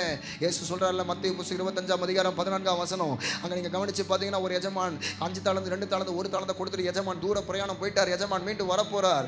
வரும்போது, தம்பி 5 தாளந்து கொடுத்தன என்ன பண்ண, தம்பி தங்கச்சி 2 தாளந்து கொடுத்தன என்ன செஞ்ச, சகோதரி என்ன பண்ண, ஆண்டவரே நீங்கள் 5 கொடுத்தீங்க, அந்த தாளத்தை வச்சு நான் 5 ஆத்துமாக்களை சம்பாதிச்சேன், 2 தாளத்தை வச்சு 2 ஆத்துமாக்களை சம்பாதிச்சேன்னு சொல்லும்போது, நல்லது உத்தம் உண்மை உங்களை ஊழியக்காரன்னு சொல்லி கர்த்தர் உங்களை கனப்படுத்துவா. ஆனால் ஒரு தாளந்த வாழ்ந்தவனை அப்பா கேட்கும்போது அவன் சொல்கிறான், நீர் விதைக்காலத்தில் அறுக்கிறவர் தெளிக்காலத்தில் சேர்க்கிறவர் எனக்கு தெரியும், அதில் தான் நான் நீங்கள் கொடுத்த தாளந்தை ஒதிச்சு புதைச்சி வச்சுட்டேன். கர்த்தர் உனக்கு கொடுத்த படிப்பை புதைச்சி போடாத, கர்த்தர் உனக்கு கொடுத்துருக்கிற திறமையை புதைச்சி போடாத, கர்த்தர் உனக்கு கொடுக்குற சம்பாத்தியத்தை புதைச்சி போடாத. கிறிஸ்துவுக்காக விதைங்க, சபைக்காக விதைங்க, அவர் ராஜ்யத்துக்காகவும் பிள்ளைகளை கொடுங்க, அவர் ராஜ்யத்துக்காகவும் வேலையை விட்டுட்டு கிறிஸ்துவுக்காக நீங்கள் பயன்படணுங்க. கர்த்தர் ஒருவேளை சம்பாத்தியத்தில் இருந்தால் சம்பாத்தியத்தில் கர்த்தருடைய ராஜ்யத்துக்காக மிஷனரிகளுக்காக உங்கள் சபை விதைக்கட்டும். இப்படி யாரெல்லாம் உங்க தாளந்த புதைக்காம எடுத்து அவர் ராஜ்யம், அவர் ஊழியம், அவருடைய காரியங்கள்னு பரிசுத்தவான்களுக்காக, சபைக்காக, மிஷனரிகளுக்காக நீங்க ஓடுறீங்களோ, கர்த்தர் வரும்போது நல்லது உத்தம உண்மையுள்ள ஊழியக்காரனே, கொஞ்சத்துல உண்மையா இருந்த அநேகத்துல உன் அதிகாரியாய் கர்த்தர் உட்கார வைப்பா. அப்ப ஆண்டவர் சொல்ற காரியம் அதுதான். கனியே இல்லாம சபைக்கு வரேன். நான் அடிக்கடி சொல்லுவேன், நிறைய சபைகளில் கொடுக்குற குணமே இருக்காது. இல்லாதவங்க தியாகமாக காணிக்க கொடுப்பாங்க, இருக்கிறவங்க கொடுக்கவே மாட்டாங்க. நீங்கள் 1 சாமுவேல் புஸ்தகத்தில் 9ஆம் அதிகாரத்தில் கழுதை காணாமல் போச்சு. சவுலுக்கு கழுதை காணாமல் போன போது சவுளுடைய அப்பா கீஸு காணாமல் போயிடுச்சு. உடனே சவுல் என்னது, சவுலை அவங்க அப்பா அனுப்புவார். கீஸு அனுப்பும்போது, தம்பி கழுதையெல்லாம் காணாமல் போயிடுச்சுடா, போய் தேடிட்டு வரியா? உடனே சவுல் வந்து ஒரு வேலைக்காரனை கூப்பிட்டு அவன் புறப்பட்டு போவான். எப்ராஹிம் நாட்டை, சலீசா நாட்டை, சாலிம் நாட்டை, அதற்பின்னதாக சீப்பு அங்கே இருக்கிற பென்யமின் நாட்டை உருவ கடந்து கடைசியில் 5வது வசனத்தில் சூப் என்கிற நாடு வரைக்கும் வந்துடுவான். எத்தனை நாடு வரைக்கும்? அந்த வசனம் போட்டிருக்கு 1 சாமுவேல் 9ஆம் அதிகாரம் 4ஆம் வசனத்தில் எப்ராஹிம் மலை, சாலிம் நாடு, சலீசா நாடு, கடைசியில் பென்யமின் நாட்டை உருவ கடந்தும் 4வது வசனம் 4 நாடு. கடைசியில் 5வது வசனத்தை கவனிச்சிங்கன்னா, அவர் சூப் என்கிற நாட்டுக்கு வந்தபோது சூப்பாய் போய்விட்டார். இது பைபிள் இல்லை, நான் சொல்கிற பைபிள். கர்த்தருக்கு ஸ்தோத்திரம். நான் தமிழ் வேதத்துக்காக நான் கர்த்தரை துதிக்கிறேன் பிரதர். ஏன் தெரியுமா? அவ்வளோ இன்ட்ரெஸ்டிங்காக இருக்குது புத்தகம். சூப்புக்கு வந்துட்டான், சூப்பாகவே போயிட்டான். கடைசியில் சவுல் சொல்கிறான், நம்ம வீட்டுக்கு போயிடலான்டா. தகப்பன் கழுதை மேலே இருக்கிற கவலையை விட்டுட்டு நம்ம மேலே கவலைப்பட போகிறோம். அப்போ நம்ம கழுதையா அப்படின்னு கேட்டிருப்பான் வேலைக்காரன். அல்லேலூயா. நம்ம மேலே அப்பா கவலைப்படுறப்போ ரிட்டன் போயிடலாமா? உடனே அங்கே இருக்கிற வேலைக்காரன் சொல்கிறான், அது வேறு ஒன்றும் இல்லை, ஒன்றும் ஃபீல் பண்ணாதீங்க. இந்த கழுதை நமக்கு கிடைக்கணும்னா இங்கே ஒரு தேவ மனுஷர் இருக்கிறார், அவர் பெரியவர். நாம் அவரிடத்துல போவோம், அவர் நமக்கான வழியை போதிப்பார். நம்முடைய கழுதையை ஒருவேளை அவர் நமக்கு திரும்ப தர அவர் வாயிலிருந்து திருக்கசனங்கள் வரலாம், வாங்க புறப்பட்டு போகலாங்கிறான். நான் சொல்கிறேன், வழி உங்கள் வாழ்க்கையில் உண்டாகணும்னா தேவ மனுஷனை தேடி வாங்க. வழி உண்டாகணும்னா தேவனை தேடி வாங்க. சவுல் தேடி போனான், வேலைக்கார சுடனாக போகிறான். உடனே போகிற வழியில் அவன் சொல்கிறான், அவன் சொல்கிறான் 6:7 சொல்கிறான், டேய் நம்ம தேவ மனுஷனை தேடி போகலாம், ஆனால் அவர் கொண்டு போய் கொடுக்குறது காணிக்க ஒன்றும் இல்லையேன்றான். காணிக்க ஒன்றும் இல்லையே, அப்போ என்னப்பா பண்ணுறது அப்படின்னு சொல்லி சவுல் கேட்குறான். அவன் சொல்லும்போது இன்னொரு வார்த்தை சொல்லுவான், கொண்டு போகிறதுக்கு அவர் கையில் கொண்டு போகிறதுக்கு நம்ம கையில் ஒரு காணிக்கும் ஒன்றும் இல்லையே, வழியில் நம்ம கொண்டு வர தின்பண்டங்களும் செலவு பண்ணிக்கிட்டு. அதுலேருந்து என்ன தெரியுது? உருப்படியாக வேலை செய்கிறோமோ இதை மட்டும் கிளப்புறோன்னு தெரியுது. யார்? சவுலை சொல்கிறேன். அவர் கிளப்பிட்டார், கொண்டு வந்த தின்பண்டங்கள்லாம் காலி. அடா அப்பா உங்ககிட்ட ஒரு வேலையை கொடுத்துருக்காரு, ஏதாவது கொண்டு வாடாங்கிறாரு. இவ்வளோ நேரம் நம்ம சிரித்தோம் பார்த்தீங்களா? நம்ம கதை தான். அல்லேலூயா. அப்பாவும் நம்மளை நம்பி தான் இங்கே ஒரு வேலையை கொடுத்துருக்கிறாரு. அவரும் உங்களை வச்சு ஏதாவது கொண்டு வருவீங்கன்னு பார்க்குறாரு. ஆனால் அப்பா கொண்டு வருவீங்கன்னு அவர் எதிர்பார்த்துட்டு இருக்காரு. நம்ம திங்க தூங்க போக, திங்க தூங்க போக, இதுதான் வாரம் நடக்குதுங்க. அல்லேலூயா. அப்பா கேட்குறாரு, டே என்னடா செஞ்ச, எனக்காக ஒரு கழுதையை கொண்டு வந்தியா? அட கிராமத்து கழுதையாக கொண்டு வந்து தொலை. அல்லேலூயா. உங்கள் ஊர் பட்டணம் தானே, பட்டணத்து கழுதையாக கொண்டு வந்து தொலைங்க. அல்லேலூயா. இப்படி ஏதாவது எதிர்பார்க்குறாரு அப்பா. ஆனால் ஒன்றுமே கொண்டு வராமல், கர்த்தாவே தேவர்களில் உமக்கு ஒப்பானவர். என்ன ஒப்பானவர்? அல்லேலூயா. உன்னை உப்பா மாற்றாமல் வச்சிருக்கிறார், அதுதான் வேதனை. அப்போ ஆண்டவர் நம்மக்கிட்ட என்ன சொல்கிறாரு? கொண்டு வர ஒன்றும் இல்லைங்கிறான். ஹேய், உங்கள் அப்பா எவ்வளோ பெரிய ஸ்தானத்தில் இருக்கிறான் கீஸு, கொண்டு வர ஒன்றும் இல்லைங்கிற. எப்போ 1 சாமுவேல் 9ஆம் அதிகாரத்தில் நான் 6:7 நம்ம கையில் ஒன்றும் இல்லைன்னு சொன்னானோ, அடுத்த 10ஆம் அதிகாரத்தில் இவன் தான் ராஜான்னு சொன்னாலும் கடைசி வசனத்தை பேலியாளின் மனுஷர்கள் அவனுக்கு காணிக்கையை கொண்டு வர மறுத்து விட்டார்கள். நீ என்ன விதைக்கிறியோ அதான் அறுப்ப. உங்ககிட்ட காணிக்க ஒன்றும் இல்லைன்னு சொன்னேன், அதில் தான் உனக்கு காணிக்க கொண்டு வர எந்த பேடியாளின் மனுஷனும் வரல. அப்போ ஆண்டவர் என்ன சொல்கிறாரு? தேவ பிள்ளைகளை உங்களுக்கு தாழ்மையாக சொல்கிறேன், கனி உள்ளவங்களா இருங்க. ஆண்டவர் பிள்ளை இல்லைன்னு கேட்குறீங்க, கர்த்தர் உங்களுக்கு பிள்ளையை கொடுப்பாரு. பிள்ளையை கொடுக்குறாரா? முதல் பிள்ளை யாருக்கு சொந்தம்? சொல்ல மாட்டீங்க பாருங்க. நீங்கள் சொல்லுவீங்க, நான் அண்ணால போல பிள்ளைய தருவேன்னுவீங்க. நீங்கள் அம்மா அப்படி தான் ஜெபம் பண்ணாங்க, என்னை அவுட்புட் பண்ணிட்டாங்க. ஹல்லேலூயா.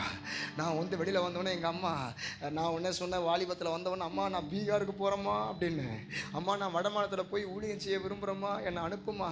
உடனே எங்கள் அம்மா சொன்னாங்க, டேய் ஊழியம்னா இங்கேயே செய்யடா, அங்கெல்லாம் போய் ஊழியம் செய்யாதடா, அங்கெல்லாம் உன்னை கொண்டு போட்டாங்க என்ன பண்ணுறது. எங்கள் அம்மா சொல்கிறாங்க, நான் உன்னை எங்கள் அம்மாவை பார்த்து கேட்டேன், அம்மா நீ தானம்மா அண்ணால போல் என் பிள்ளைய ஊழியத்துக்கு கொடுக்குறேன்னு சொன்னேன். ஊழியத்துக்கு கொடுக்குறேன்னு சொன்னேன்டா, ஆனால் நீ இங்கே ஊழியம் செஞ்சிடா அப்படின்னா. இந்த தாய் பாசம் இருக்கு பாருங்க, ரொம்ப பயங்கரமான டேஞ்சரஸான பாசம். அல்லேலூயா. ஆனால் அண்ணால் அப்படி இல்லை. பிள்ளை பால் மறந்த உடனே வச்சுட்டா. நீங்கள் நிறைய நேரம் சொல்லுவீங்க, என் பிள்ளைய ஊழியத்துக்குன்னு தான் கொடுத்துருக்கோம் பாஸ்டர். உடனே பாஸ்டர் உங்களை நம்பி கையை வச்சு ஜெபம் பண்ணி ஒரு ஆசீர்வாதத்தை கொடுத்துட்டான்னு வைங்க. எத்தனை அண்ணாள்கள் உங்கள் மனசாட்சியத்தோடு சொல்லுங்கள், பால் மறந்தவனை எவளாவது மன்னிக்கணும், யாராவது வந்து பாஸ்டர் இந்தாங்க சாமுவேலை வளர்த்துருங்க கொடுக்க முடியுமா? அதை மட்டும் பண்ண மாட்டோம். ஆனால் நம்ம வெக்கனையாக ஒன்று சொல்லுவோம், என்னதுன்னு, கர்த்தருக்காக என் பிள்ளைய கொடுத்துட்டேன் பாஸ்டர், கர்த்தருக்காக என் பிள்ளைய கொடுத்துட்டேன் இப்படி சொல்லிகிட்டே என்ன சொல்லுவாங்க. வீட்லேயே வளர்ப்பாங்க, வீட்லேயே எல்லா வேலையும் நடக்குது, வீட்லேயே அவனை படிக்க வச்சு எல்லா காரியங்களும் பண்ணிவிட்டு கடைசியில் என்ன செய்கிறான், அந்த பிள்ளை விட்டுட்டே போயிடுது. என்ன நடக்குது? கர்த்தர் சொல்கிறாரு, கனி உள்ளவளாயிரு. இன்னைக்கு ஏன் ஞாயிற்றுக்கிழமை ஆராதனைக்கு வரோம்? வாரத்தில் முதல் நாள் யாருக்கு? முதல் நாள் யாருக்கு? கர்த்தருக்கு. ஏன் நியூ இயர் சர்வீஸ் அட்டன் பண்ணுறீங்க? வருஷத்தில் முதல் நாள் சொல்லுங்கள். ஏன் அதிகாலை ஜெபத்தை? சிலலாம் சத்தமே வராது. இந்த டிபார்ட்மெண்ட் ரொம்ப டேஞ்சரான டிபார்ட்மெண்ட் பாஸ்டர். ஆமாம் பாஸ்டர், அதிகாலையே நான் 8 மணிக்கு எந்திரிச்சு ஜெபம் பண்ணுறோம் பாஸ்டர் அப்படின்னு சில பேர் சொல்லுவாங்க. அல்லேலூயா. அதிகாலை 8 மணிக்கு எந்திரிக்கிற டிக்கெட்டு. அல்லேலூயா. பயங்கரமான ஆளுகடா. அல்லேலூயா. இங்கே மட்டும்தான் ரொம்ப விவரமாக இருக்கீங்கப்பா. அல்லேலூயா. அல்லேலூயா. கர்த்தர் நல்லவன். அப்படி சில பேர் இருப்பாங்க. என்னது நேரத்தில் எந்திரிச்சு அதிகாலை, ஏன்னா முதல் நேரம் கண் விழிக்கும் போது அது ஆண்டவருக்கு. அல்லேலூயா. வேதம் போடப்பட்டிருக்குல்லவா, யாத்திராம் புஸ்தகம் 22ஆம் அதிகாரம் 29ஆம் வசனத்தில், முதல் பழுக்கிற உன் பழத்தை, வடிகிற உன் ரசத்தை உன் தேவனாய் கர்த்தருக்கு காணிக்கையாக செலுத்த தாமதிக்க வேண்டாம், உன் குமாரில் முதற்பிறவனை எனக்கு கொடுப்பாயாக. கர்த்தர் உங்களுக்கு பிள்ளையை கொடுத்துருக்காரா? அந்த முதல் பிள்ளையை நான் கர்த்தருக்குன்னு கொடுக்குறேன் பாஸ்டர்னு சொல்லுங்கள். கர்த்தர் உங்களுக்கு சம்பாதியத்தை கொடுக்குறாரா? முதல் 10 தசவாக அதை கர்த்தருக்கு கொடுப்பேன்னு சொல்லுங்கள். நீங்கள் யாரெல்லாம் கர்த்தருக்கு உரியதை திருடாமல், யாரெல்லாம் கர்த்தருக்குரிய பிள்ளையை திருடாமல் நீங்கள் கொடுக்குறீங்களோ, கர்த்தர் அண்ணாளை கர்த்தர் போஷித்து அவளுக்கு பின்னதாக 5 பிள்ளைகளையும் தந்து அவளை பலகி பெருக பண்ணுவாள்னா, நான் சொல்கிறேன், நீங்கள் உங்கள் பிள்ளைகளை, உங்கள் சம்பாத்தியத்தை, உங்கள் பலத்தை, உங்கள் குடும்பத்தை, உங்கள் ஊழியத்தை எல்லாம் ஆண்டவருக்காக கொடுங்க. அல்லேலூயா. கனி இல்லாமல் வாழாதீங்க. எதெல்லாம் வாழாதீங்க? ஒரு பாயிண்ட்டே இவ்வளோ நேரம் ஆகுது. கர்த்தருக்கு ஸ்தோத்திரம். கனி இல்லாமல் வாழாதீங்க. அப்போ ஆண்டவர் சொல்கிறாரு பவுல் மூலியமா, சபைகளை புத்தியில் அந்தகாரம் இருக்குது, கனியில் அந்தகாரம், கனியற்ற அந்தகாரம் இருக்குது, முற்காலத்து அந்தகாரம் இருக்குது. என்னைக்கு இதெல்லாம் தூக்கி எறிகிறீங்களோ, கர்த்தர் உங்கள் ஜனங்க, என் ஜனம் ஒருபோது வெட்கப்பட்டு போவதில்லைன்னு தூக்கிடுவார். அல்லேலூயா. அப்போ நீங்கள் கேட்கலாம், பாஸ்டர் அந்தகாரம், அந்த இருள் யாருக்கு சொந்தம்? வேதத்தை கவனித்து பார்த்தோன்னா, எபேசியர் 6ஆம் அதிகாரம் 12ஆம் வசனம், யூதா புஸ்தகம் 1ஆம் அதிகாரம் 6ஆம் வசனத்தை கவனித்து பார்த்தீங்கன்னா, 6:12 துரைத்தனங்களோடு அதிகாரங்களோடு இப்பிரபஞ்சத்தின் அந்தகார லோகாதிபதி. அப்போ இந்த பூமி கடியில் ஒருத்தன் கிரியை செய்கிறான் பிரதர் சிஸ்டர், அவன் தான் பிசாசு, அவன் தான் சாத்தான்.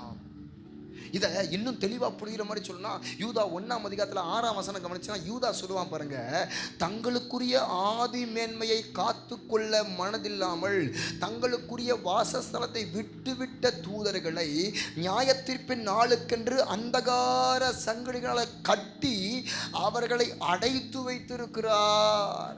என்ன பாஸ்டர், சாத்தான் முதல் எப்படி பாஸ்டர் வந்தான்? முதல் இந்த சத்தியத்தை நீங்கள் தெரிஞ்சுக்கணும். ஆண்டவருக்கு எண்ணற்ற தேவதூதர்கள் இருந்தாங்க. ஆமாம், மிகாவேல், காப்ரியேல், லூசிஃபர், ஜெராமியேல், ரெகுவேல்னு எண்ணற்ற தேவதூதர்கள். அதில் ஆண்டவருக்கு ரொம்ப ஒரு ஸ்பெஷலான ஒரு தேவதூதன் பேர் தான் லூசிஃபர். இந்த லூசிஃபரை நிறைய பேர் இந்த சத்தியத்தை தவறாக புரிஞ்சிருக்காங்க. உங்களுக்கு அதை கொஞ்சம் விளக்குறேன். இந்த லூசிஃபருங்கிற தேவதூதனை ஆண்டவர் பார்க்குறார். முதல் ஆதாம் ஏவாளை இந்த பூமியில் உண்டாக்குறதுக்கு முன்னாடியே ஆண்டவர் வந்து என்ன செஞ்சார்னா, ஆண்டவர் இந்த பூமியில் லூசிஃபருங்கிற தேவதூதனை தான் இந்த பூமிக்கு அனுப்புனார். எப்படி பாஸ்டர் சொல்றீங்க? உங்களுக்கு சத்தியத்தின் அடிப்படையில் கொஞ்சம் விளக்க விரும்புகிறேன். இந்த வசனம் சொல்லுது, தங்களுக்குரிய ஆதி மேன்மையை காத்துக்கொள்ள மனசில்லாம தங்களுக்குரிய வாசஸ்தலத்தை இந்த தூதர்கள் விட்டுட்டாங்கன்னு சொல்றாரு. அப்ப அந்த தூதன் தான் லூசிபர். ஆண்டவர் எங்களுக்கு கொடுத்த அந்த மேன்மையை நாங்க இழந்துட்டோமே, ஆண்டவர் எங்களுக்கு கொடுத்த அந்த காரியத்தை நாங்க இழந்துட்டோமே, இனிமேல் ஆண்டவரோட நாங்க இருக்க மாட்டோம், நாங்க இந்த பூமியை ஆளுகை செய்வோன்னு அவன் ஒரு பெரிய கூட்டத்தையே திரட்டினான் லூசிபர். அவன் தான் இன்றைக்கு சாத்தானாகவும் மாறி இருக்கிறான். இன்னும் விளங்குற மாதிரி சொல்றேன், அந்த காலத்துக்குரியவன் அவன் தாங்கிறத எப்படி காட்ட முடியுது?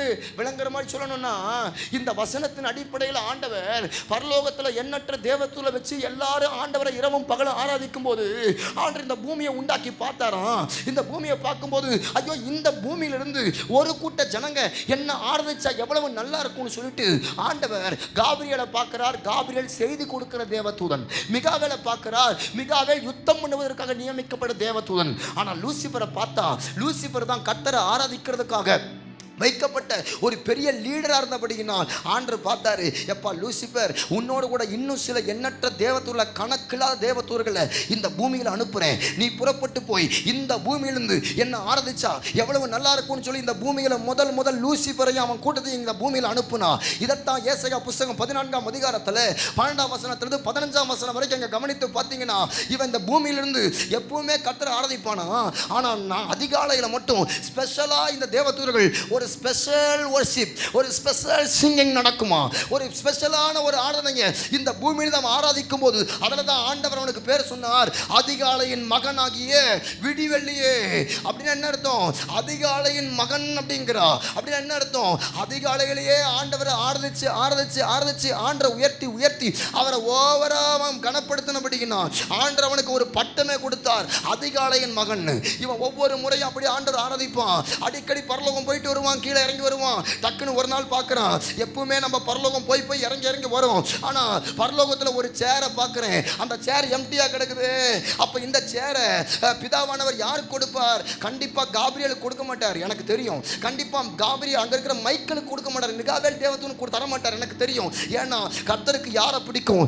ஆராதிக்கிறவங்களை தான் பிடிக்கும்னு அந்த லூசிபர் புரிஞ்சதுனால அவன் நினைக்கிறான், இந்த சேர் எனக்கு தான் சொந்தம்னு நினச்சி இவன் என்ன பண்ணுறான், அந்த பூமியிலிருந்து அந்த சிங்காசனத்துக்கு நேரம் உயர பறக்கிறான். நிறைய நேரம் இந்த லூசிபர்ங்கிற சாத்தான் பரலோகத்துல தான் விழுந்தான் நிறைய பேர் சொல்லுவாங்க. அது தவறான சத்தியம். பரலோகத்தில் பாவம் பிரவேசிக்க முடியாது. பரலோகத்தில் எந்த விதமான இச்சை உள்ள ஒரு வாய்ப்பு இல்லை. பரலோகத்தில் ரத்தமும் மாம்சமும் நுழைய வாய்ப்பு இல்லை. நான் சொல்லுவேன், இந்த லூசிபர் தேவதூதன் இந்த பூமியிலிருந்து தான் போனான்னு எப்படி பாஸ்டர் நீங்க சொல்றீங்க? நீங்க நல்லா கவனிச்சு பார்த்து இந்த வசனம் போடப்பட்டிருக்கு 12ஆம் வசனத்துல, அதிகாலையின் மகனாகிய விடிவெள்ளியே, நீ வானத்தில் கீழே விழுந்தாயே. என்னைக்கு கீழே விழுந்தானோ ஜாதிகளை ஈனப்படுத்தினவனே, தான் கூட இருக்கிற எல்லா தூதரையும் தான் பக்கம் செலுத்திட்டான். இந்த பூமியை நம்ப அரசாட்சி பண்ணுவோம். ஜாதிகளை ஈனப்படுத்தினவனே, நீ தரையிலே விழ வெட்டப்பட்டாயே. கீழே விழுந்தான். அடுத்த ஆண்டவர் சொல்றாரு, நான் வானத்துக்கு ஏறுவேன், தேவனுடைய நட்சத்திரங்களுக்கு மேலாக என் சிங்காசனத்தை உயர்த்துவேன், வடபுறங்களில் ஒரு ஆராதனை கூடுதல் பர்வத்தில் வீட்டிருப்பேன், நான் மேங்களுக்கு மேலாக உன்னதங்கள் ஏறுவேன், உன்னதமானவருக்கு ஒப்பாவேன் என்று நீ உன் இருதயத்தில் சொன்னாயே. ஆதலால் நீ அகாதமான பாதாளத்தில் தள்ளுண்டு போனாயின்னு அடிச்சாரு பாருங்க. மேல இருந்து கீழே விழுந்தான். உடனடியாக அவரைத்தான் அழிக்க முடியாதுன்னு தெரிஞ்சு சாத்தான் இந்த பூமியில் இருக்கிற எல்லாத்தையும் அழிச்சிட்டான். இதைத்தான் பூமியானது வெளுங்கன்மையும் வெறுமையுமா இருந்துச்சுன்னு ஆதியாகம புத்தகத்தில் படிக்கிறோம். அவர் அடிக்க முடியல. அவர் அடிக்கக்கூடிய வல்லமை அவங்க கிடையாது. நிறைய நேரம் இங்க சாத்தானை கண்டு பயப்படுறீங்க. நான் சொல்றேன், சாத்தான் ஒரு வேலைக்காரன், அவன் கிட்ட வல்லமை மட்டும்தான் இருந்துச்சு. ஆனா நீங்களும் நானும் அப்பாவுடைய பிள்ளைகளா இருப்போம்னா அவர்கிட்ட சர்வ வல்லமை இருப்பது போல அப்பா பிள்ளைகளாகிய சபையாகிய உங்களுக்கு எனக்கு தான் சர்வ வல்லமையுடைய தேவன் நம்மோட யுத்தம் பண்ணுகிறார் நமக்காக. அல்லேலூயா. அப்ப சாத்தான், நீங்க கேட்கலாம், பூமியில தான் இருந்தான் எப்படி பாச சொல்றீங்க? அப்ப அவன் பூமியில தான் இருக்குல்ல, அவன் பூமியில இல்லைன்னா இவன் ஏன் சொல்லணும் நான் வானத்துக்கு ஏறுவேன்? ரெண்டாவது, என் நட்சத்திரங்களுக்கு மேலாக என் சிங்காசனத்தை உயர்த்துவேன். அப்ப நட்சத்திரத்தை எங்க இருந்து பார்க்கறான்? இங்க இருந்து பார்த்தா என்ன தெரியும்? இங்க இருந்து பார்த்தா பில்டிங் தான் தெரியும். அங்கே ஆமாம், வெளியிலேருந்து பார்த்தா என்ன தெரியும்? வானம், நட்சத்திரம் எல்லாத்தையும் பார்க்குறான். நான் மேகங்களுக்கு மேலாக, மேகங்களுக்கு மேலான எங்கே தான் இருந்திருக்கிறான்? சொல்லுங்க, பூமியில். அப்போ வானங்களுக்கு ஏறுவேன், தேவனுடைய நட்சத்திரங்களுக்கு மேலாக சிங்காசனத்தை உயர்த்துவேன், நான் மேகங்களுக்கு மேலாக உன்னதங்களில் ஏறுவேன், உன்னதமானவருக்கு மேலே உட்காரவேன்னு சொன்னான். பார்த்தீங்களா, அவன் அந்த சேர் மேலேயே கவனமாக இருந்தான். இப்போ நம்ம அந்த சேர் தானே பஞ்சாயத்தாக போயிட்டு இருக்கு தமிழ்நாட்டில். கர்த்தருக்கு ஸ்தோத்திரம். நீங்கள் நல்லா கவனிச்சு பாருங்க, இந்த சேர் ஆவி எங்கே விட்டுச்சு? இதெல்லாம் ஒரு லூசிஃபர் ஆவி தான். அல்லேலூயா. போக போக தெரியும், பூவின் வாசம் புரியும். கர்த்தருக்கு ஸ்தோத்திரம். நீங்கள் நல்லா கவனிங்க, இந்த சேர் ஆவி எங்கே விட்டுச்சு? அதில் தான் இந்த சேரை பார்த்தான். இந்த சேர் என்னோடது என்னோடது என்னோடதுன்னு சொல்லிட்டு போனான். ஆனால் உங்களுக்கு எனக்கு தான் தெரியும் அந்த சேர் யாரோடையது. செத்து போனவமா சொல்ற பத்தியா, அந்த சேர் யாரோடையது? இயேசு ராஜாவுடையது. அல்லேலூயா.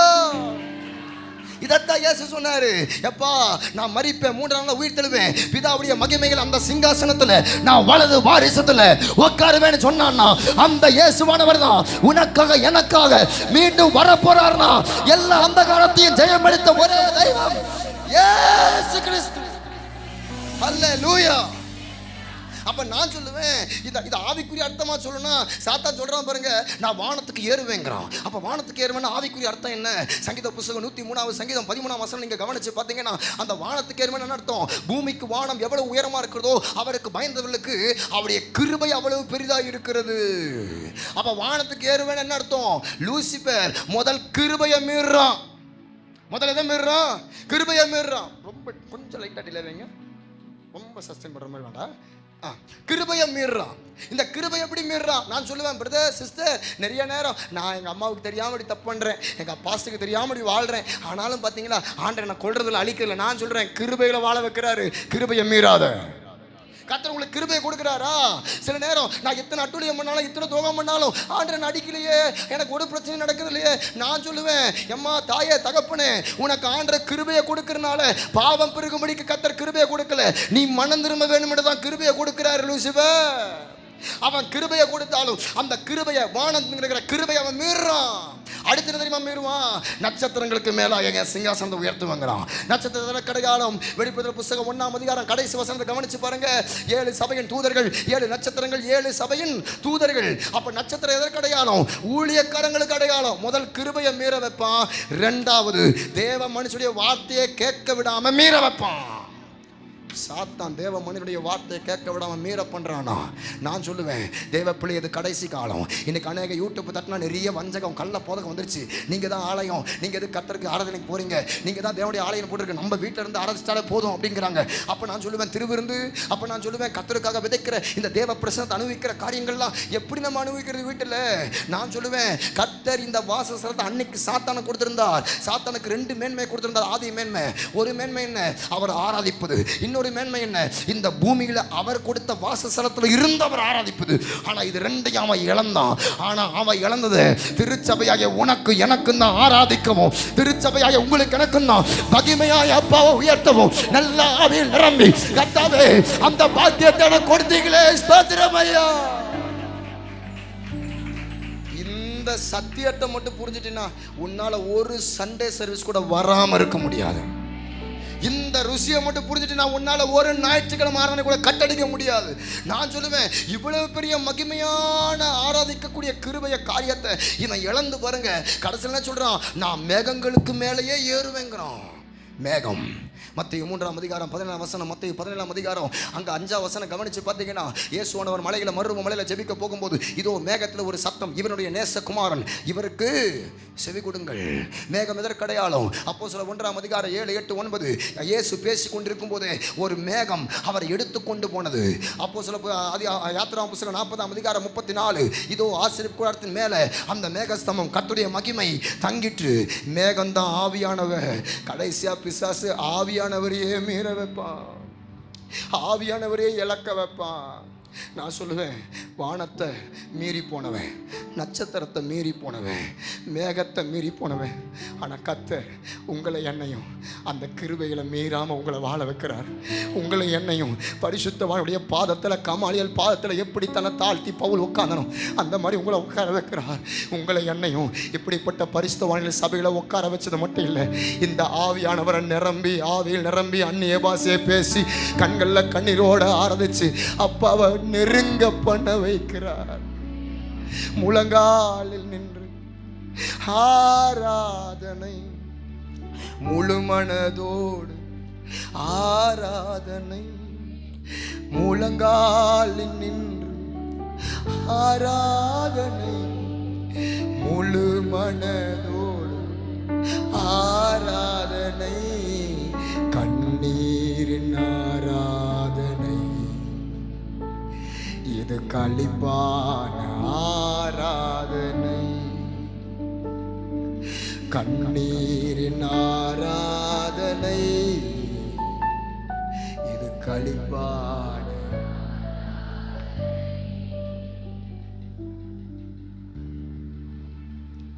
ஜார்க்கண்டில் இயேசுவை ஏற்றுக்கொண்ட ஒரு வாலிப மக, அவளுக்கு 14, 15, 17 வயசுக்குள்ள தான் அவளுக்கு இருக்கும். அவ்வப்போது வடமாநில ஊழியங்கள் செய்திகளையும் அவ்வப்போது அங்கே ஊழியங்களையும் செய்து வந்திருக்கிறேன். அந்த ஜார்க்கண்ட் பகுதியில் இயேசுவை ஏற்றுக்கொண்ட ஒரு வாலிபமாக, ஏசப்பாவை ஆராதிக்காமல் என்னால் இருக்க முடியாதுன்னு சொல்லி பயங்கர வைராக்கியமாக இருந்தான். பயங்கர எதிர்ப்பு. ஒரு நாள் ஞாயிற்றுக்கிழமை ஆராதனையில் அவள் சோகமாக உட்காந்துருக்கான். அவள் பக்கத்தில் இருக்கிற ஒரு நண்பி சகோதரி ஒருத்தி வந்து கேட்குறா, அவள் ஃப்ரெண்டு, என்ன நீ இன்னைக்கு சோகமாக உட்காந்துருக்க? அது வேற ஒன்றும் இல்லை, எங்கள் அப்பாவும் அம்மாவும் எங்கள் ஊரில் உள்ளவங்கெல்லாம் நீங்கள் சர்ச்சுக்கு போனோன்னா உன்னை கொன்னே போட்டுருவோன்னு எல்லாம் சொன்னாங்க. போன வாரமும் அடைச்சிட்டாங்க, எதிர்ப்பு தெரிவித்தாங்க, தாண்டி வந்துட்டேன். இந்த வாரம் நீ போவே கூடாதுன்னு சொல்லி பயங்கரமாக எதிர்த்தாங்க. ஆனால் நான் என்ன செஞ்சேன்னா அவங்களுக்கு தெரியாமல் ஓடி வந்துட்டேன். இப்போ நான் மறுபடியும் வீட்டுக்கு போக போகிறேன், என்ன நடக்கும்லாம் தெரியாது. அப்போ உடனே அவள் கேட்குறா, உனக்கு தான் இவ்வளோ எதிர்ப்பு கொடுக்குறாங்களே, பேசாமல் நீ வீட்டில் இருந்துடலாம்ல. உடனே அவன் கண்ணில் கண்ணீர். படிப்பறிவு இல்லாத பேத ஜனங்கள், இதே இந்தியா, நான் வெளிநாட்டு கதையை சொல்ல, இதே இந்தியா. அவன் உடனே சொல்கிறா, இந்த அன்புள்ள இயேசு சாமியை தெரிஞ்சுட்டு, எனக்காக உயிர் கொடுத்து இயேசுவை தெரிஞ்சுட்டு, நான் எப்படி இவரை ஆராதிக்காமல் நான் வீட்டில் இருக்க முடியும்? நான் அவருக்காக தான் வாழ்வேன், நான் அவருக்காக தான் ஜீவிப்பேன். கண்ணீரோட அவ சொல்கிறான், அவருக்காக தான் நான் ஊழியம் செய்வேன், அவருக்காக தான் நான் ஓடுவேன், எத்தனை உபத்திரம் வந்தாலும் அவருக்காக தான் சொல்லிட்டு இந்த பிள்ளை போயிட்டா. அடுத்த வாரம் பார்த்தா அந்த பிள்ளை காணும். அதுக்கடுத்த வாரம் அந்த பிள்ளை காணும். அங்கே இருக்கிற சபை போதகர் அந்த தோழியை கூப்பிட்டு, நம்ம சர்ச்சுக்கு ஒரு வேளை அந்த பிள்ளை எங்க அவ? பாஸ்டர், உங்களை மாதிரி தான் நானும் நினச்சேன். அவள் போன வாரத்துக்கு முந்தின வாரமே சர்ச்சுக்கு போகக்கூடாதுன்னு அவங்க அம்மா அப்பா உறவுகள்லாம் எதிர்ப்பு தெரிவிச்சிருக்காங்க. ஆனால் எனக்கு இயேசு தான் முக்கியம்னு வைராக்கியமாக வந்தா. அதே போல் 2வது வாரம் எதிர்ப்பு தாண்டி வந்தா. இப்படியே வந்துட்டு இருந்தவ இந்த முறை நீ போனீன்னா அவ்வளோதான்னு சொன்னாங்க. ஆனால் வைராக்கியமாக இவ வந்தா. வந்துட்டு அன்றைக்கி சோகமாக எங்களுக்கு சம்பவத்தை சொல்லிட்டு போனான். அதுக்கடுத்த வாரமும் இயேசுன்னு சொல்லி போன போது ஊர் மக்கள் எல்லாம் ஒன்று சேர்ந்து பெத்த அம்மா அப்பாவே அவளை கோடரியால் ஒரே போடா பொழந்து அவள் மரித்து போயிட்டான். அவள் இயேசு வண்டியில் போயிட்டா. பிரதர், தம்பி, நீங்களாம் என்ன ஊழியம் செய்கிற? நம்மளாம் என்ன ஆராதனை பண்ணுறோம்?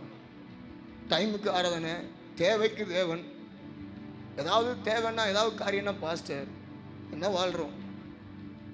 இங்கே முதல் ஆராதனை முடிச்சுட்டு தன் அறையில் பேசும்போது அம்மா தகப்பனருடைய ஊழியத்தை சொல்லிட்டு ஒரு சொட்டு கண்ணீர் வடிச்சுட்டு அவங்க வெளியில் வந்தாங்க. எனக்கு அது பாரமாக இருந்தது. ஆதி பரிசுத்தவான்கள் செய்த ஊழியம், ஆதி மிஷனரிகள் செய்த ஊழியம், எல்லா பள்ளத்தாக்கிய வனாந்தரத்தையும் கடந்து தான் பாஸ்டர் இந்த ஊழியத்தை நாங்கள் செய்கிறோம்னு சொல்லி தாயார் சொன்னபோது எனக்கு ஒன்று தெரிஞ்சது, ஆவிக்குரியவனை யாரும் நிதானிக்க முடியாது. அந்த பாடுகள் அந்த வனாந்தரத்தில் ஊழியத்தில் வர்றவங்களை யாரும் புரிந்து கொள்ள முடியாது. சபை விசுவாசத்தை சொன்னாலும் விளங்காது. ஆனால் பக்கத்தில் தூணா நிற்கிற ஒரு சில ஆட்கள் இந்த ஊழியக்காரனோடு ரொம்ப நெருங்கி இருக்கிறவங்களுக்கு தான் இந்த பாடுகள் வனாந்தரம்லாம் என்னென்னு தெரியும். நான் சொல்லுவேன், இயேசுடைய சிலுவை ரத்தம் இன்னைக்கு ஏங்குது. எப்படியாவது சில கூட்டா இந்த வருகைக்கு வந்துட மாட்டாங்களா? எப்படியாவது நரகத்துக்கு நேரம் போகிற ஜனங்களை யாராவது இந்த சேலத்தில் சில பேர் திருப்பிட மாட்டாங்களா? சாத்தானா கொடுத்த மேன்மையை அந்த ஆராதனை எல்லாத்தையும் இழந்துட்டான். ஆனால் இங்கே இருக்கிற ஒரு சின்ன கூட்டம் என்ன ஆராதிக்கிறதுக்கு. அதில் தான் ஆண்டவர் அவன் இழந்ததை ஆதாம் ஏவாள்னு மனுஷனை உண்டாக்கி உங்களுக்கு எனக்கு அந்த மகிமையான ஆராதனையை செய்ய முடியும் உங்களை கொண்டு வந்தார்னா ஏன் பரலோக ஆராதனையை விட்டுட்டு இறங்கி வராரு? ஏன் தம்பி பரலோக ஆராதனையை விட்டுட்டு இறங்கி வராரு? ஏன் தங்கச்சி பரலோக ஆராதனையை விட்டு இறங்கி வராரு? நான் சொல்லட்டுமா, தூதலுக்கு குடும்பம் இல்லை, தூதலுக்கு மரணம் கிடையாது, தூதலுக்கு வியாதி கிடையாது, தூதலுக்கு வேலை கிடையாது. தூதலுக்கு இவ்வளவு தூரம் பிரயாணம் பண்ணி பஸ் ஏறி 2 வீலர் பிடிச்சி காரு பிடிச்சி வந்தெல்லாம் ஆராதிக்கணுங்கிற காரியம் அவசியம் இல்லை. அதே இடத்துல ஆராதிக்கிறான்.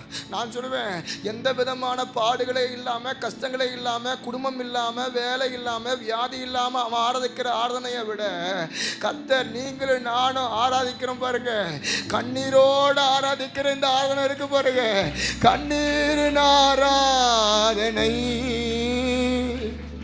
இது களிப்பான ஆராதனை. நான் எல்லாரையும் பார்த்து கேட்கிறேன், எந்த இடத்துல தூத அழுத ஆரம்பிச்சிருக்கானே, எந்த இடத்துல தூதல் அழுத? என்னெல்லாம் பல பாஸ்டர்ஸ் கேட்பாங்க, சுபாஷ் சுபாஷ் நீ எங்கே போனாலும் எல்லா இடத்துலையும் பாரத்தோட பேசுகிறீங்க, உங்கள் வேகம், உங்கள் தாகம், உங்கள் துடிப்பு எல்லாம் நல்லா இருக்குது. பிரசங்க பீடத்தில் நீங்கள்லாம் அழுத ஆரம்பிச்சா பாஸ்டர்லாம் எடை போட்டுருவாங்க, அங்கே இருக்கிற விசுவாசிகள்லாம் நம்ம எடை போட்டுருவாங்க. யோ, அவங்க எடை போடுறதுக்காகவா நான் ஊழியம் செய்கிறேன்? நீங்கள் மார்க் கொடுக்கறதுக்காகவா நான் ஊழியம் செய்கிறேன்? நான் யாருக்காக ஊழியம் செய்கிறேன்? என் பாரம், என் குமுறல், என் கதறல் வேதம் போடப்பட்டிருக்கு. இயேசுவே மாம்சத்தில் இருந்த நாட்களில் பலத்த சத்தத்தோட கண்ணீரோட அவர் விண்ணப்பம் பண்ணார்னா, இயேசுவே லாசரு செத்து போன போது இயேசு அந்த குடும்பத்திற்காக கண்ணீர் விட்டார்னா, அத்தனை ஜனங்க முன்னாடி, அத்தனை யூதர்கள் முன்னாடி நான் ஏமாத்துறாங்கிறேன். இன்னைக்கு மனுஷங்க முன்னாடி நீ மறுதளிச்சுன்னா, பிதாவின் முன்னதாக தூதர் முன்னதாக உன்னை மறுதளிப்பா. உன்னை மனுஷன் பண்ணி அறுதலுக்கு அறிக்கை பண்ணினா கிறிஸ்து இயேசுதான், அவர் தான் ஆண்டவர், அவர் தான் ரட்சகர். நீ சுவிசேஷம், கிறிஸ்துவின் நாமம், ஜெபம், அர்ப்பணிப்பு, ஊழியம், உபவாசம், பிரதிஷ்டை என்னன்னா அதே மனுஷங்க முன்னாடி இல்லை, பிதாவின் முன்னதாக, தூதர் முன்னதாக, எல்லாரும் முன்னதாக பண்ணி எடுத்துவார். உன்னை என்ன செய்யறோம்? கடமைக்கு பிரசங்கம், கடமைக்கு ஆராதனை, கடமைக்கு ஊழியம், கடமைக்கு தேவனை. எனக்கு அந்த மாதிரி ஆட்களை பிடிக்கவே பிடிக்காது. ஏன் சொல்றேன்? என்னையே பிடிக்காது. கொஞ்சம் ஜெபிக்காம கொஞ்சம் தூங்கிட்டு நான் அசதியில் அழுவேன், தூங்கிட்டேன் ஆண்டவரே. கொஞ்சம் அசதியா ஏதோ கடமைக்கு ஊழியம் பண்ணிட்டு, ஐயோ கடமைக்கு ஊழியம் செஞ்சுட்டே, என்னை சரி பண்ணுங்க ஆண்டவரே, என்னை சரி பண்ணுங்க ஆண்டவரே. கர்த்தர் யாருக்கோ சொல்றார், அந்த அந்தகாரம் சாத்தானுக்குரியது, அந்த அந்தகாரம் அவனுக்கு சொந்தம், அவன் தான் நரகத்துக்குரிய பார்த்துருவான். ஆனா உனக்கு எனக்கு அந்த அந்தகாரத்திலிருந்து ஆச்சரியமான ஒளி இடத்திற்கு வரவழைத்துடைய புண்ணியங்கள் அறிவிக்கும்படி கர்த்தர் உங்களை எண்ணி அழைச்சார்னா, டே பேதுரு, டே பேதுரு வா, பேதுரு, பேதுரு வந்துரு, பேதுரு தம்பி உன்னை அழைக்கிறாரா, வந்துருடா பேதுரு, வந்துருடா பேதுரு, வந்துடுறா தங்கச்சி, பேதுரு வந்துரு, வந்துரு. அந்த காலத்திலிருந்து உன்னை ஆச்சரியமான ஒளி இனத்திற்கு நான் வரவழைக்கிறேன், வந்துரு. பேதுரு அழைக்கிறார், பேதுரு அழைக்கிறார். அப்போ நீங்கள் கேட்கலாம், பாஸ்டர் அப்போ அந்தகாரத்தை முறியடிக்கக்கூடிய ஒரே இடம் எது பாஸ்டர்? இயேசு எல்லாரும் அவரை கட்டி, அவர் கன்னத்தை கட்டி பயங்கரமாக துன்புறுத்துவதற்காக அங்கே இருக்கிற போர்ச்சவர்கள் 600 பேரும் இயேசுவை பிடிக்க வந்து நிற்கிறாங்க. இயேசு லூக்கா 22:53 யார் எடுக்க வேண்டாம், மானிட்டரில் பார்த்து, மானிட்டர் மட்டும் பாருங்கள். லூக்கா 22:53 போட்டிருக்கு. இயேசு சொல்கிறாரு, நான் தினந்தோறும் தேவ ஆலயத்தில் உங்களோட இருக்கும்போது நீங்கள் என்னை பிடிக்க கை நீட்டவில்லை, ஆனால் எப்போ தேவாலயத்தை விட்டு வெளியே வந்தனோ இப்பொழுதோ உங்களுடைய வேலையும் அந்தகாரத்தின் அதிகாரமாக இருக்குங்கிறார். அப்படின்னா என்ன அர்த்தம்? இயேசு தேவாலயத்தில் இருக்கிற வரைக்கும் பிசாசால பிடிக்க முடியலை, எப்போ தேவாலயத்தை விட்டு வெளியே வந்தாரோ பிசாசு பிடிச்சான். அப்போ கர்த்தர் உங்களுக்கு எனக்கு இந்த சபையில் என்ன சொல்றாரு, நீ இந்த பீஸ் அசம்பிளி சர்ச்சில் இருக்கிற வரைக்கும் எந்த அந்தகாரமும் உன்னை பிடிக்க போறது இல்லை. கர்த்தர் யாருக்கோ சொல்றான், மகன் உன்னை அந்தகாரம் பிடிக்காது.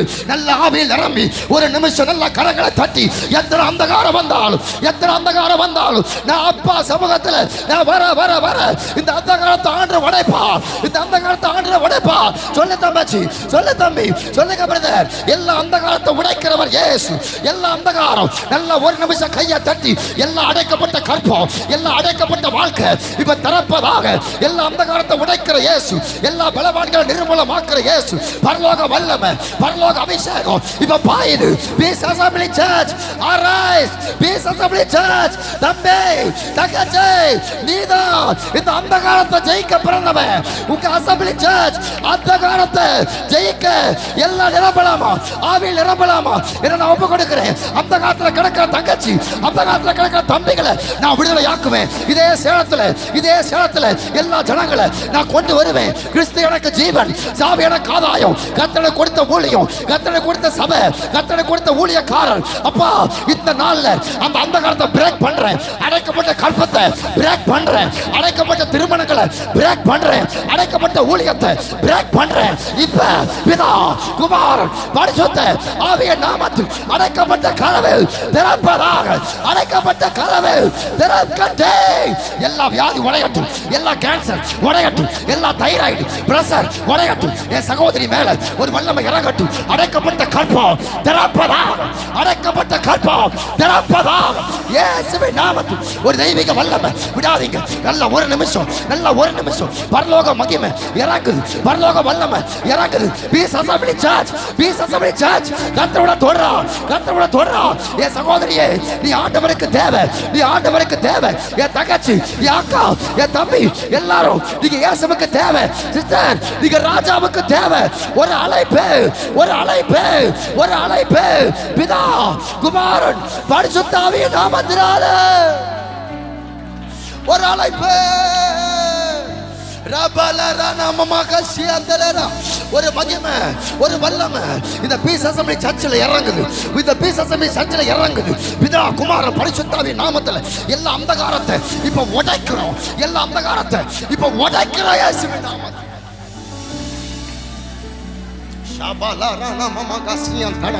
இத்தனை ஆண்டு காலம் உன் கண்ணீரின் ஆராதனை ஆண்டவர் பார்க்கிறா.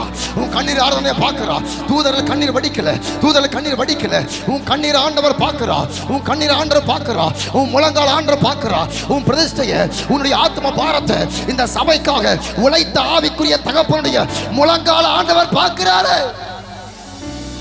இயேசுவின் நாமத்தில் ஆண்டவர் உன்னை தொட்டார் தங்கச்சி, ஆண்டவர் உன்னை தொட்டார் தங்கச்சி, ஆண்டவர் உன்னை தொட்டார் தங்கச்சி. தம்பி உன்னை இயேசு தொடறாரா, உன்னை இயேசு தொடறாரா. அக்கா உன்னை இயேசு தொடறா, அண்ணா உன்னை இயேசு தொடறா.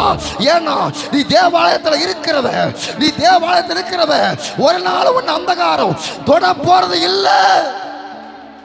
அந்தகாரம் உடைவதா எல்லா இருள் அதிகாரங்களை, துரைத்தனங்கள் அதிகாரங்களை உரிந்து கொண்ட இயேசு, துரைத்தனங்கள் அதிகாரங்களை உரிந்து கொண்ட இயேசு என்கிற நாமத்தினால் இப்ப ஒரு வல்லமை என் பிள்ளைங்க மேல இறங்குவதா, இறங்குவதா. ஓ இயேசுவே, முழங்காலில் நின்று ஆராதனை, முழு மனதோடு ஆராதனை. ஓ முழங்காலில் ஆராதனை, முழு மனதோடு. எல்லாம் சொல்லாம முழங்காலில், முழங்காலில் நின்று ஆராதனை, முழு மனதோடு ஆராதனை, முழங்காலில் நின்று ஆராதனை, முழு மனதோடு ஆராதனை. கண்ணீரின் ஆராதனை, இது களிப்பான ஆராதனை. கண்ணீரின் ஆராதனை, இது களிப்பான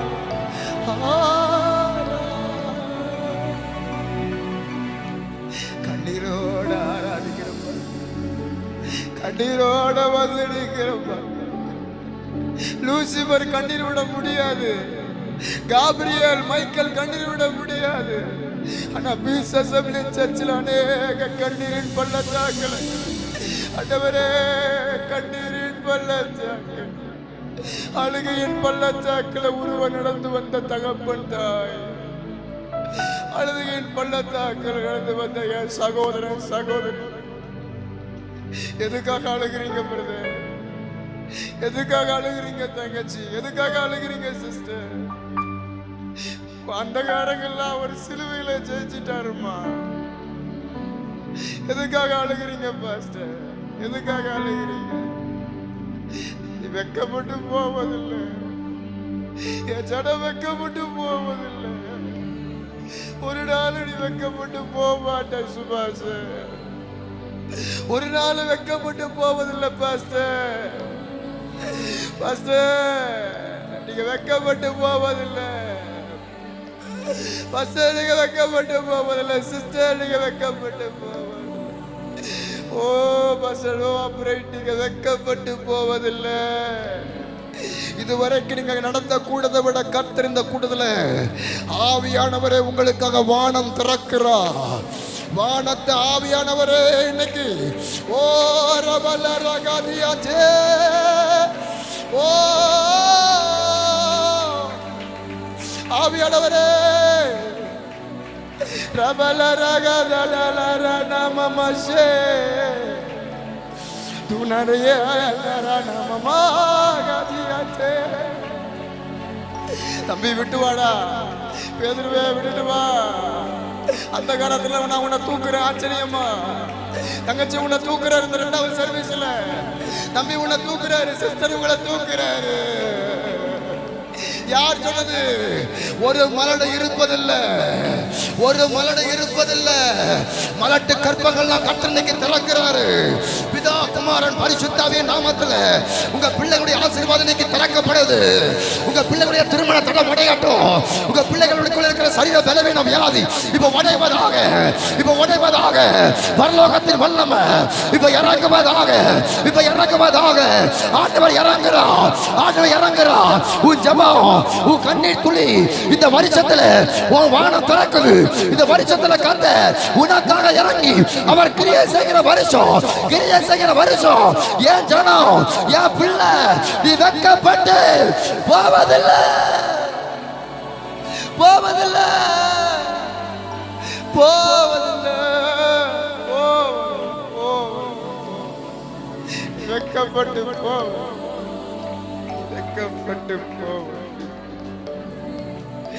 ஆண்டவர்கிட்ட அப்படியே சொல்லாம், அப்படியே அப்பா கிட்ட ஒப்பு கொடுக்கலாம். என்னால பிரசங்கத்தை முடிக்க முடியல, ஆனா ஆவியானவர் உங்களை சில பேரை தொட்டுட்டார். நாம அவன்கிட்ட சொல்லாமா, ஆண்டவர்கிட்ட அப்படியே அர்ப்பணிச்சிடலாமா? எல்லாம் அப்படியே எழுந்து நம்புவேன் ஏன் இயேசு ஒருவரை, ஏன் நான் நம்புவேன் ஏன் இயேசு ஒருவரை, நம்புவேன் என் இயேசு ஒருவரை,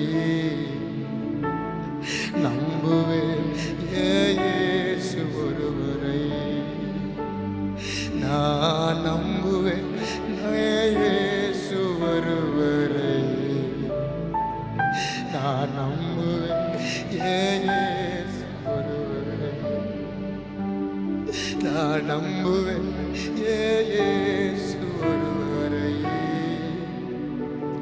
நான் நம்புவேன் ஏன் இயேசு ஒருவரை.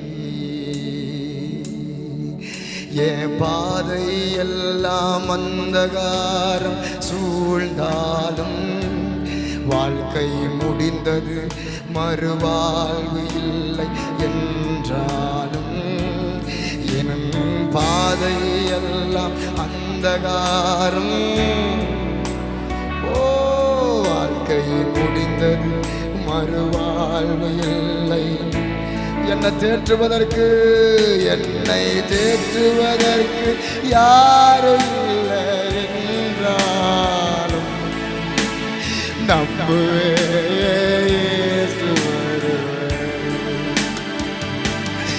என்னை தேற்றுவதற்கு யாரும் இல்லை என்றாலும், நம்புவேன் இயேசு ஒருவரை, நம்புவேன்,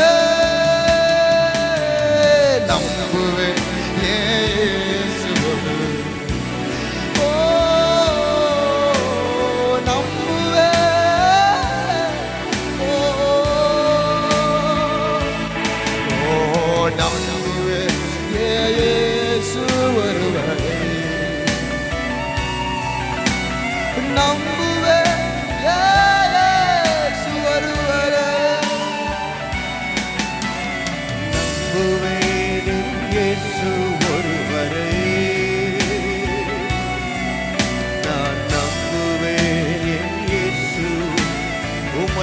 மாத்திரம் நம்புவேன், நம்புவேன். மனிதர்களை நம்பின நாட்கள் போதும். உங்க தொழில் வியாபாரத்தை நம்பின நாட்கள் போதும். உலகத்தை நம்பின நாட்கள் போதும். இயேசுவை முழுமையாய் நான் நம்புகிறேன். நீரே என் நம்பிக்கை, நீரே என் ஆதரவு. உம்மை ஆராதிக்கிறோம். எல்லாரும் கரங்களை தட்டி ஆண்டவரே, பரிசுத்த ஆவியானவருக்கு நன்றி, நன்றி, நன்றி அப்பா. உம்மையே நாங்கள் நம்புகிறோம், எங்கள் ஆதாரமே. உம்மை நம்புகிறோம், உம்மை நம்புகிறோம், உம்மை நம்புகிறோம் அப்பா. Thank you Jesus, hallelujah. நம்புவேன் என் இயேசு ஒருவன். யாரெல்லாம் அப்படி உண்மையா சொல்லி இருக்கிறாங்களா ஆண்டவரே? யாரெல்லாம் உண்மை மாத்திரம் நம்புகிறாங்களோ, வசனம் தெளிவந்த காலை நேரத்தில் எங்களோடு நீர் பேசியிருக்கிறேன். என் ஜனங்கள் ஒருபோது வெட்கப்பட்டு போவது இல்லை. நாங்கள் அதை முழுமையாய் விசுவாசிக்கிறோம் ஆண்டவரே.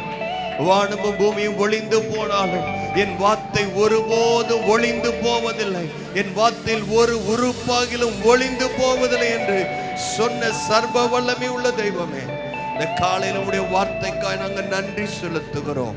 எல்லா அந்தகாரத்தை கர்த்தர் நீக்கிருக்குவதற்காய் ஸ்தோத்திரம் ஆண்டவரே. தொடர்ந்து உடைய ஆளுகைக்கு நாங்கள் எங்களை விட்டு கொடுக்கிறோம். சாயங்கால ஆராதனையுடைய பிரசன்னத்தை நாங்கள் எதிர்பார்க்கிறோம் ஆண்டவரே. இன்னும் அதிகமாய் எங்கள் மேலே உம்முடைய வல்லமை ஊற்றப்படுவதா உடைய ஊழியக்காரனுக்காய் ஜெபிக்கிறோம். கர்த்தர் பலப்படுத்துவீராக. இன்னும் அநேக ஆயிரங்களுக்கு லட்சங்களுக்கு கர்த்தர் பயன்படுத்துவீராக, பலப்படுத்துவீர். அவளோடு வந்திருக்கிற ஒவ்வொருவரையும் உடைய நாமத்தினால் வாழ்த்தி ஆசீர்வதிக்கிறோம். நீர் மாத்திரம் மகிமைப்படும். உமக்கு ஒருவருக்கே துதிகன மகிமை செலுத்துகிறோம். இயேசுவின் மூலம் பிதாவே, ஆமென். என் ஆத்துமாவே கர்த்தரை ஸ்தோத்திரி, என் முழு உள்ளமே அவருடைய பரிசுத்த நாமத்தை ஸ்தோத்திரி. என் ஆத்துமாவே கர்த்தரை ஸ்தோத்திரி. கர்த்தர் செய்த சகல உபகாரங்களையும் மறவாதே. ஆமென். நம்முடைய கர்த்தராகிய இயேசு கிறிஸ்துவின் கிருபையும் பிதாவாகிய தேவனுடைய அன்பும் பரிசுத்த ஆவியானுடைய அந்யோன்யம் ஐக்கியம் இன்றும் என்றும் சதா காலங்களிலும் நம் அனைவரோடு கூட இருப்பதாக. ஆமென். கர்த்தர் உங்களை ஆசீர்வதிப்பார். சாயங்காலம் சரியாக 6:30 மணிக்கு வாருங்கள். கர்த்தர் நம்மோடு இடைப்படுவாராக. நம்புவேன் என் இயேசு ஒருவரை, நான் நம்புவேன்.